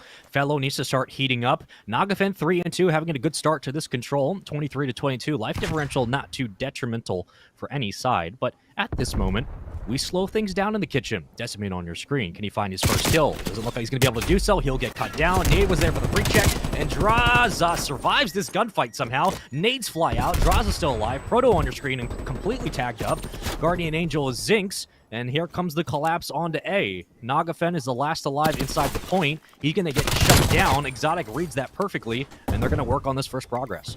Absolutely incredible out of Higher. I mean, they just set up camp in mid-map spawn just to force them to kind of relocate themselves and try to sniff them out. And a good wipe from Mr. Mid-Maps is something we never saw coming. 16 to 18 lives. Higher now freshly off spawn, but again, they have 1 minute and 20 seconds to work with. Still trying to get a couple spawn kills. Hopefully he does get tagged up, unfortunately. Number 5 on your mini-map. It's going to be Fellow trying to long route. I don't exactly know what he's doing quite yet. I guess he's trying to see if anybody tries to go a long route to get behind them and shoot them in the back, but he doesn't seem to find anybody. But kill suddenly starting to go the way of mid-maps. Exotic doing what Exotic does in the point. No cap yet on any of the A ticks. They still have 1 minute to work with. Catching Fellow in mid, and he'll start to get that progression going as he's waiting for the cavalry. He gets Draza too. All of a sudden, all the kills going the way of Higher. 6 and 3. Zinx turning it up for this Control. It was a life lead for Higher, now no longer. It's funny how Raid works, isn't it? Second progression comes through. They're going to cap it. Draza last alive. He'll get shut down, but they will still get the progression halfway through about number 3 at this moment. 50% there. Make that about 60. Continuing this Proto. Decimate shuts down 1. Exotic will take out Fellow. Zinx from behind. Doesn't even matter. Higher get onto the point. They waste no time. Spare no expense. 1-0 lead in Game 3. Definitely, I saw a little hope there when I got that full wipe from mid-maps, but again, Higher answered right back. We're going to watch Zinx still draws again with a heady, beautiful shots out of him. Looks like he gets another here. He's going to hop up, look at Pillars. Fellow beamed out of mid. I mean, Hire just are looking like the better team. Yeah. If I was a coach right now, that's how I would break it down to my players. Like, hey, Hire's just the better team at this moment. But let's make no mistake about it. Fellow 6-5, Drazah 8-6. Nagafen turned up. Decimate found some kills. Fellow at one point was like 7-2. Like, or excuse me, 6-3, 6-2, something like that. Like, they're starting to heat up, and that's the important thing to remember is that all it takes is one flurry of kills, one spur of the moment action for both these teams, and they could walk away with a win in this map. Everyone on the point for the moment. A being locked down. Progression will come in for the second tick. Proto tries to come in for the front challenge, and he finds 1. 2 kills now in favor of Hire, make that 3, 2 off the back of Proto, and they will deneutralize that third progression. And for this moment, they will hold on to A. It was a pretty fantastic textbook push out of mid-maps just to go for those 2A progressions, and then once they were wiped, start going towards the B site. But again, like I said, because of the textbook, Hire was ready for it. So no progression at B site for right now. A is just sitting uncontested currently. The single player from mid-map just kind of made their way through mid, to possibly cap that while this B fight is going down. And trades are going through on the side of Mr. Mid-map, so as they start to get some progression at B, they almost have 2 ticks on it now. Hire just falling behind. Live count in favor of Mr. Mid-map's Nagafen. All in his lonesome against Proto. He does win the fight, and this is why I said needed to happen. One of the players from mid-map making their way towards the A site to kind of finish that cap and give their team wiggle room at the B site. Either found no 1v2. He tries to at least catch one, but he's unable to. That progression will probably get slowed down by Proto as he's on the chase for what looks like Fellow. Slippery man, he's pulling out the pistol. Slowing it down, certainly are we. Mr. Mid-Maps, again, trying to move their way to both sites. Mayhem inside Tiki will take down 1 towards top bedroom. Everyone else falls appropriately. 2 trades for both sides. Exotic finds 1 and escapes with his life. Gonna get hunted. Decimate won't let him survive for long, and they should be able to get B. No one else is around. Okay, so we put another minute on the clock, and we have a full tick to go through onto A. Let's move through money with Decimate, shall we? We will. Zink's on the other side of the wall. Your mobile AR needs to start racking up a couple of kills. Only 10 and 10, dead even. The same with Mayhem. Stuns come out. Exotic can't survive for long. He will get dropped. Decimate picks up the kill. 12 and 10 on a 3 spree. Thinking about going towards top laundry and decides to go right to A. I like the aggression. Let's move right onto the point. And at this moment, he's going to stay alive and get some progression. I love the decision making out of mid-maps to just go through their spawn and then come through A, but out the back. I mean, they could 100% tick right now, which is exactly what they're going to do because nobody is close enough to contest on the side of Hire. Now, this is what we wanted out of mid-maps. We wanted them to kind of turn a couple gears, but when it comes to control, sometimes it's just, whoever can take the defensive. So we're going to see if this will keep going back and forth in the later rounds. Well, the nice thing about coming off an S&D, regardless of what your series count is that you can go into a control where it very much is like Hardpoint meets S&D. You can relax and just say, hey, let's get our rhythm back under us. Let's start to establish some cadence as a unit. Let's get some kills. Let's see if we can turn this baby around. And at this moment, this is the best we've seen Mr. Mid-Maps play in a map and a half, and they're looking good. But it comes down to Hire on offense now. How are they going to approach it? You have Exotic at dead even, Proto at 11 and 15, and Proto's going to go for the first tick onto A. Takes down 1. Drazah with a couple of shots will clean up Proto. And you're looking at a couple of challenges, but still the numbers are there for Hire, and they'll get the first tick. Hire really said, you want to do a full A push? That's fine. We'll go ahead and do it better. 4 players from Hire now on the A point. Locking this down is almost at the second tick. Naga coming from behind him. He might catch a couple players in the back there. He'll turn down in time. Naga turning up for the first time, but I feel like we're serious. Nice 2-piece out of him as he contests the hill. Will he find the third? He will. Will he find a 4th? Who knows? But Naga now sitting 13 and 14, able to stop that 3rd tick progression at A. And it comes out with the help of Fellow on a double kill as well. On a 2 spree, Naga on 3. You slow the progression onto A. Decimate gets cut down, doesn't check the right corner. Nagafen now on the point, and he will keep this at a 2 cap for the A side. We go and look at B at the top side of your minimap. Let's go over to pools and basketball court. It will be Decimate who's there. And I believe Drazah now works his way in. He does. Proto gets tagged up in money, has to slip and dodge his way out of bullets and try to find some cover. At this moment, he says, screw that, we're going right inside. Dips out, and now he just needs reinforcements to come from kitchen. Woo! Proto is so slippery. He just went right past those 2 in Tiki and now working on that B progression. Fantastic teamwork out of Proto and Exotic as they're locking this down. And A still at 2 ticks, and they haven't been able to send somebody that way just yet. Mayhem ending up winning the gunfight against Naga finally in their spawn, but Proto and Zinx have got to worry about both sides. Never mind, they got it. Easy turn and burn by Zinx. Now progression at B. We're probably going to see a second tick coming out of here now. Mid-map's looking to give up that B side now. Just locked down at A. We're seeing a little bit of a repeat, but with sides flipped from our previous round. You kill one more wave, you're going to get B locked down. They should be able to do it. They will. Proto, we thank you for that. Takes down Fellow, and B is secure. Put another minute on the clock. Now we just need to go to A, and the problem for Mr. Minmaps is you only have one tick you can afford to give at this moment. It's up to Mayhem on a 3 spree. Jumping back down to the cut. He's not going to be able to find the kill. That's a big win by Drazah, but Proto finds 2 more, and he's still alive on the point. He's just going to secure it himself, and the heads-up play to pick up the kills, jump on the point, and finish the round. A 2-1 lead, all set up by Proto on that final engagement. Beautiful 2 out of Proto there to get those. We're going to watch that Nagapin shot in the back again. Fantastic plays out of him as he ended up to end that A progression, although they do end up falling, moving around. It's a glimmer of hope space. That's Minmaps just keeps giving me glimmer of hopes, little light shines of stardust. But now down 2-1 in the control, 2-0 in the series. Do they come back here? Do they turn it around? I think they can, but at this moment, like, yeah, they have to. So if I'm going to say yes, I'm going to say, yeah, they're going to do it here because they absolutely have to. But, Allie, the big question, again, is how are they going to control mid-map, right? That's the big key. You don't really have to worry about spawns too much because you can still orchestrate a hit as a team. But at this moment, Exotic going to work through mid. Gets tagged, but still alive. Proto picks up 1. No progression on the B off the start. Drazah with the challenge. I love that ego, Chow. Still gets the win. Trophies down. No utility will be in play here. And he might get the first tick. If Mayhem decides not to challenge, it doesn't matter. You have reinforcements here from Mr. Minmaps. They should be able to come in, and here come the streaks. We'll see if it connects with anyone. Proto looking to catch Drazah, and he's going to catch Des. That's going to hurt so bad.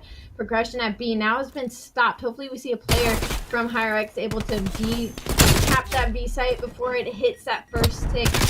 Already this is looking a bit scary for Minmaps. 40 seconds left. They don't even have a tick on either site, but progression is still there. Nobody from Higher has slid in to try and degress that, and Zinx gets ripped off the heady by Drazah. One-man army, 24-20, just doing the absolute most for his team right now. What is Proto doing? He has been sitting on this side of the map the entire round. He is just waiting for them in their spawn. He knows they can. He knows that they can only spawn up towards that back garage. They're just going to flood to water. So he's just trying to keep up racking streaks. I like the idea. They're not going to get to A. You have 35 seconds to go. They will cap B. So a failed defensive hold. You give more credit to Mr. Minmaps than a defensive loss. They do well on offense. 18-17. They have the life count as well. Proto just doesn't want to move. I know we're on Mayhem. He finds 1 kill. Proto has just been here for the entire round. And he might be able to pick up 1 kill if he doesn't. Trust the process I have ever seen. And he gets taken down, so he only gets 1 kill. I know one of those comms, he's like, don't even worry about it, bro. Just, I got it. Like, no, it's not working. He wasted the streak. He sat in mid-map just to only get 1 kill and get taken down. Lives down on the side of Higher. Just looks a little bit like a couple of pickups going into this round. Well, all that for a loss of mid-map control and 2 ticks onto A. It will come through shortly. Studs come out. Now you have to flood through Courtyard. Try to get a couple of kills. Zig. Drazah gets a 3-piece. So, okay. I'm not saying that, again, the Proto was the linchpin for this round's unsuccessful attempt, but it certainly, I guess, didn't pan out the way that he was expecting, and they immediately retake A without any problem. I can only imagine.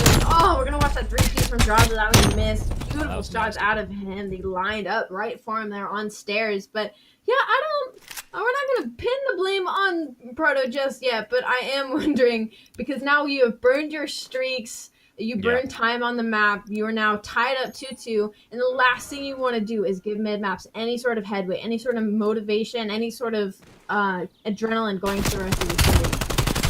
Would have been nice to have those streaks when they started flooding into A and you could try to take them off, but at this moment, you got nothing. Exotic will find 2 kills, 29-27, still so much time. They're going to get the first tick in onto A. The only player in the vicinity is Fellow. He's going to wait for reinforcements, but from behind it is Zinx. He'll get the kill. 2 more will fall. Mr. Minmaps getting peeled off the map at this moment, and the second tick now good on A. So it looks like for the moment, Hyra are wasting no time off of that bad hold on defense, and they're getting everything locked down on this A side.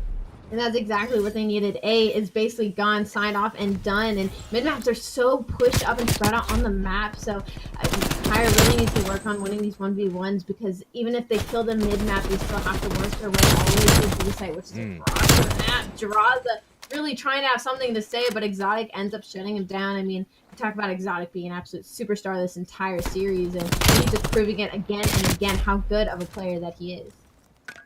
If you're higher, I guess the entire strat right now is shut down Draza, and you probably win. Because Draza is 34 and 26, constantly finding 2-3 kills. Nagafen will take down Exotic, 19 to 20. And now what's the call? 3 players are back at Mansion for higher. They're not able to move up or advance, but Proto has rotated around. Again, Proto just seems to be out of the play constantly. I don't know what he's up to, but I like the idea. He gets shut down, and I guess that's just kind of how things work. Everyone else falls. Higher are losing lives quickly. Okay. Proto has to be absolutely losing his mind right now. He's probably in comms, you know, I'm behind them, guys. You know, I'm just going to wait for you guys to push the front. You know, nobody's back here. And then he just ends up getting taken down, so all for naught. But seeing our man Exotic on the map, he's now going to try and pull a Proto as he pushes back. Oh, God. Yes. Finding Proto in a corner. Really important gunfight happening in the back of the map here. Exotic they need to take down Fellow if they have any hope. And Fellow is just a turret on this tree. Take down both of them. This is a totally different team. Fellow is 28 and 21, catching up to his fellow teammate Draza at 35 and 28. Mid-maps have 16 lives to play with. Pyre only 7. I mean, they're looking fantastic. Yeah. We're going to a hard point again. Draza is about to hit a 40 bomb in control. This one's basically done at 16 to 4. I mean, you literally have to win 4 team wipes and you might have a chance. That's not going to do it. Draza, 36 and 28. Decimate on your screen. Going to close down a second. One more. Zinx, 1v15. Greatest comeback of all time. Is it possible? Maybe. No, it's not. And it shuts down. So raid control goes the way of Mr. Midmaps, and which was an interesting decision by Proto. I'm not going to question it too much because I don't think it had that big of an outcome. Certainly, you look at streaks and say, okay, you could have used them onto A when you needed to play defense, but at this moment, you take that away, you still have Draza dropping 40 kills and Fellow, you know, baiting out and throwing shoulders on the tree line and finding kills as well. So the Proto's actions or inaction really didn't affect this game. It was really much it was pretty much Draza who just shut down everyone. Absolutely, and I mean, I look at those last 2 rounds and I almost not take them that seriously, but I mean, actually looking at it, I mean, mid-maps being down as much as they were, I mean, the comeback has been very serious for this team. We definitely saw Decimate start to wake up a bit there. Draza doing Draza things on the map, getting 2s and 3 pieces for his teams. I can only imagine his comms is like, come on guys, like I'm doing my best here, I need some help, and I feel like that really woke up Fellow and Decimate for sure. And Naga, I'm pretty sure ended pretty even across the board, so we could see a bit of a different hardpoint coming out. I'm still favoring Pyre just a bit, but again, I mean, fantastic stuff going on in mid-maps. Well, let's take a look at the replays, and you know, you talk about that hardpoint, and I do wonder, are we seeing the resurgence of Nagafen in this series? Are we seeing Fellow starting to snap? Draza just continues to be a monster, there's no question about that. Decimate was contributing, right? 13 and 11, 14 and 11. He was consistently finding kills inside of the point, and you could see here, right? Nagafen running the Krieg, able to pick up 3 kills on this rotation. He comes in, cleans up shop, decaps that last tick, and everyone else just kind of fed into that aggression. You had Draza, who was just carrying the load at mid-map. And after that, I mean, you're relying on Exotic to do all that he can. Mayhem wasn't really helping. Zinx wasn't really helping. Proto slowed down massively and made some weird calls, but hey, it is what it is. At this moment, the game 3 just really sat on the shoulders of Draza and Fellow after Nagafen popped off just enough to kind of propel their chances going into the later rounds. And Draza took it and just ran with it, dropped 38 kills, easily the star of that map, and Fellow was able to stay alive long enough in gunfights to allow reinforcements to funnel in. And yeah, Mr. Midmaps look like they're just getting warmed up, now going into the hardpoint alley. I wonder, are we going to see a different hardpoint? Because we're going to checkmate, and this is going to be a map that basically decides the series. If Mr. Midmaps can win this, there's no reason they can't win the whole thing. No, completely, I agree, and I really feel like it was a huge turnaround after Naga got that 3-piece in that A point. I mean, that was just like a snap into reality, I feel like, for the rest of the mid-maps team, because that's when we really started to see them turn up the heat. So again, this hard point is absolutely deciding. I completely agree with you. I'm still favoring higher. I feel like Exotic still kind of underhand them a little bit, but we're going to look at the map layout. Once again, should we go the distance, we will be going into a garrison, search, and destroy, and that's where I really look at Draza and Decimate on the side of mid-maps to possibly dominate should they win this hard point. Well, look, you don't have to worry about Draza when it comes to close quarter engagements. Last night after Mr. Midmap's win, I DM'd Fellow and I said, oh, that's how you guys are playing, huh? Nice job. And I was like, hey, yeah, they never watched the cross. You guys are beaming. And he said, don't worry, I got you tomorrow. Well, so far, he got me in the control. Now will he have me in the checkmate hardpoint? That's going to be the question. If Fellow has a pop-off game, I guarantee you we're going to game 5. We're going to Garrison. Let's get into the hard point. Checkmate, you are our game 4 map. I am excited. I want to see what Fellow can do. I don't have to worry about Draza. That kid is an absolute monster. I know he's going to have a big game. But on the other side, Exotic, Mayhem, right? Exotic's just he's gonna be around and continue to stay in the action. Zinx needs to be that mobile AR. You need Mayhem and Proto to step up as well. They can still win this series. They're up 2-1 if you're just joining us, but it's gonna be a lot to ask. Fellow with the wallbang tag ups, and Des unfortunately taking himself out with his own nade. A little bit of a prenup there, but we're on board with Draza, who's gonna catch a couple players in the back. Gonna try and use a playing window. No serious points to either side so far as mid-map starts to take control inside of playing. You know, a very scrappy hill back and forth. Draza taking him down. That is 2 down on the side of higher. No rotations going through just yet. Nagafin, though, trying to make some noise in the back of higher spawn, but it looks like Zinx is ready for it as he has been called out and he will get taken down. But some good time going on the side of Mr. Midmaps. That's 2 big kills. Zinx needs to stay alive. He needs spawns for P2, and he knows it. Decimate coming in for the challenge. Zinx will get 3.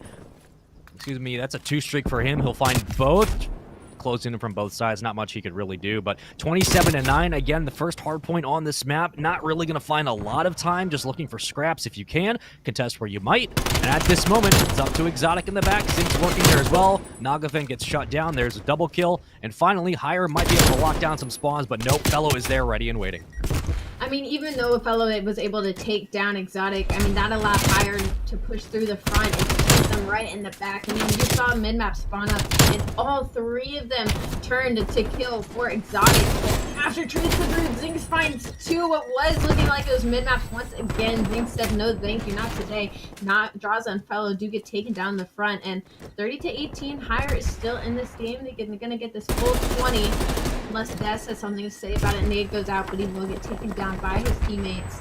And Midmap still seeming to fight for the scrap right now. There's about 10 seconds left in this hardpoint. I'm very confused as to why they're investing so much, and now that's allowing number 5 to Exotic to get into play and get that early control. Well, the fact that Higher got that much time off of that hill, there was no trophy down the entire time. So nades were flying left and right. You have Zinx at 8 and 5, 5 seconds in the hill, 17 for Proto. He kind of sat pretty and was uncontested. Exotic trying to work through top lane, Hill at the very bottom. We're about to have a tie game. We will have it now as Exotic finds that second kill on this life.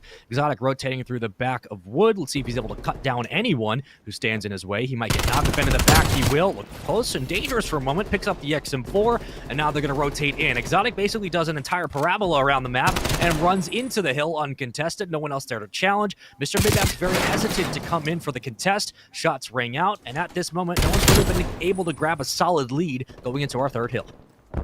Higher if they're able to get this last few seconds, but we still a little pretty going into this next hill. And again, like I said, mid-map, this was the last thing they wanted to let happen, was let Higher and let Exotic and let Zinx to start to get on these streaky moments, and that's exactly what they're doing.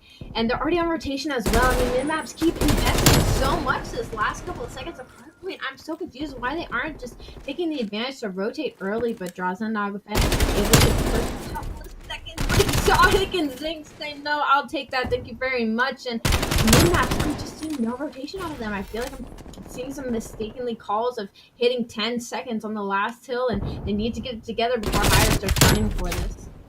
If I have to play devil's advocate, to Midmap's credit, they are breaking the first setup of Higher each time, but they're not really gathering any extra additional hardpoint time off of that. And for Higher, kind of a similar situation. You're just about to cross the 100-point mark. Finally, you will do it. Nagafin on your screen, can't find the second. Mayhem at 7-7 sitting inside the hill, 50 seconds to his name. We rotate through Adrasa towards the top of the plane. 3 more were hit right behind. Interesting run through as they look like they're just trying to get mid-map control, but also you're giving up a lot of extra 10 seconds in the hill. Adrasa picks up 2, just a disgusting reaction. But again, like you said, Ali, like they're not worried about rotation, but also they're giving up 15 or 10 or so seconds on the ends of each hill, which kind of adds up if you think about it. I mean, right off the bat, that hill just popped in what seemingly was complete map control for mid-maps. Nobody was in the hill collecting the time, and now they're just getting picked out and spawning deep, and they're in the hill for now, but I'm very worried for mid-maps playing the rest of these hardpoints, these rotations, if they keep playing the way they have been. Naga, though, picking one off of plane. They have a good setup here. They can 100% be right back into the game, but Naga gets taken down. And once again, mid-maps are just starting to get picked apart one by one by Higher. Adrasa is entirely too weak for a fight, but still giving it all. Trying to find one on the outside of the boxes, getting tagged up from the right. The slide comes through. Mayhem will find 2. Mayhem will find 3. 11-9. Exotic now sitting in the hill. Nagafen on your screen has to rotate through spawn. Try to find one towards top plane. It Zinx and will shut him down. Adrasa in the back. What can he do? The time continues to tick up for Higher. You need to start getting some solid hill time. It feels like we've seen them break. We've seen them come in the end. We've seen them hold for maybe 10 or so seconds, but we haven't seen them grab a full 40, 50, 60 seconds off of a hill. They desperately need that to stay in this game. Zahaza, you had to wait for teammates there as he slid in all on his lonesome and taken down, but here comes the Cavalry Fellow with a nice 2 help from Des. Finally, some time going of the way of mid-maps, but again, last time we saw this happen, it didn't last for too long. They're trying to force their way in. No trophies down. Cavalry is out. Desmate gets taken down by a nade, but after trades goes to a fellow left on his lonesome in the hill. Not picking up the time, though, as he gets out and gets taken down. Now 19 seconds going the way up Higher. Getting a little bit of rotation out of mid-maps finally. Adrasa sitting in wait. Need to rally some kills if you're Higher. This game's gotten a little bit too close for their liking. They'll be able to rotate back towards P2. We'll head to NASA. Back there, ready and waiting, is Zinx. And you have Proto as well. They need to clear out Decimate, though. I think Decimate knows one must be around. He picks up the kills, so that'll help their mid-map spree as they gain back some ground. Mayhem underneath the plane. Rotating around might get perfect timing. He'll do it. Wins the gunfight as well. He gets cut down, but at least the information is known. Adrasa won't last long. Proto takes out Exotic. I guess so. Higher still in the hill. 167 and counting. About to be 100 points up if Mr. Midmaps don't do anything to respond. Decimate at 14 and 20. Nagafen at 11 and 19. Adrasa at 13 and 18. Fellow just almost even. This is not looking good. You desperately need a stronghold and a clear, but you can't even get through the backline AR. Proto with the AK-74U takes down Decimate. Mayhem is still there ready and waiting. Nagafen drops. Zinc is uncontested. Not really a need for the trophy because no utility has come out, and they're about to cross 200 to 86. At this point, you can win the game off scrap time. This is bad for Mr. Midmaps. I mean, Zinx and Proto were starting to take out their own teammates at this point. It was getting so boring sitting in middle, and we finally see a rotation out of mid-maps. But across the board, I mean, Adrasa, the god himself, is 15 and 19, Fellow 18 and 19, Nagafen 11 and 20, Des 16 and 22. I mean, nobody's able to get out of the team. Zinx is having his way under the plane. Where did mid-maps go? They had such a strong start, and then it's like the gear suddenly just got stuck with a nail in the middle of them. Higher is looking fantastic on this hard point. Well, I don't know if it's just, I mean, for the past minute, it's been just Higher killing everything, but for the entire game, it's just seemed like Mr. Midmaps never had a strong grasp of how they wanted to hold an actual hill, and they were just playing kills. And that's okay, but it only works if you're actually able to outslay everyone else on the map. At this moment, they finally cross 100 points. Streaks might come in. You're paying for information. You'll get said information. 209 to 105. Closing it in on a 100-point difference. We pop for P3. Excuse me, P4. Exotic will find 1 kill. Here comes some more streaks. Zinx picks up 1. Zinx picks up 2. Can't find the third. About to be 220 to 109. Ali, they can win it here. I just feel like on the side of mid-maps, I'm just watching individual players run around the map. I no longer see the teamwork that I saw in the previous control, and Hyrex just running with it. I mean, you don't even have to do much already. Your trophy's lighting up blue. Exotic just snaps and burns on Des. I mean, 20 seconds left for Hire to take this. I mean, the morale on mid-maps isn't even, I can only imagine. Well, they're losing every gunfight. They're getting smoked right now. They're getting absolutely torn off the map. And it's hard to come back in a hard point when you only got 8 seconds to give up. Exotic wins one gunfight, only 6 more seconds needed, can't win the third. Numbers start to funnel in, but that might be all she wrote, folks. This has been an absolute slaughter. They will stay alive for the moment. They took the Game 3 control, but as the new hill pops, no one is around, and Hire are going to win this series off a dominant checkmate hardpoint. Absolutely heartbreaking, Spaceman. It started to go downhill the second that I saw that they were hitting 10 seconds on late rotations over and over and over again. It wasn't even a one mistake of like, oh, oops, we committed a little too much to this last 10, to this last 20. It was hill after hill. They were committing to like 20 seconds of scrap that they easily could have given up to get 20 to the next rotation. So it was definitely a heartbreaking match to watch. Heartbreaking is right. You two both sound demoralized. I think Mr. Binmaps at this point is feeling it more than anyone else. I mean, that's a squad of great guys. We've seen them put up some of the most exciting matches of Call of Duty in our scene for many years. And we got half of Team Revenge on there, half of Team Elevate. Nagafin and Fellow, certainly big names in the community, but they just couldn't pull through. Ali, I think you said something really important that might touch on what we saw throughout this whole series, and it just seemed like it was a team of individual players. They didn't seem to be on the same page. They just weren't finding the kills, and we saw it especially unfold there in that hard point. So, Spaceman, I'd like to hear some of your thoughts on maybe what was working so well for Hire? Like, what put them over mid-maps in this series? Of course, we're familiar with the mistakes of mid-maps so far, but what do you think made Hire so strong? Well, while we take a look at the map layout of this entire series, this was essentially, it was a bit of a slay fest, right? You look at the first hardpoint, 250 to 216, Hire take that one. I thought that might even be a map that's a little bit closer because we saw Mr. Midmaps take it yesterday. The S&D was a blowout. Like, that was the most one-sided S&D we've seen in these past 2 days.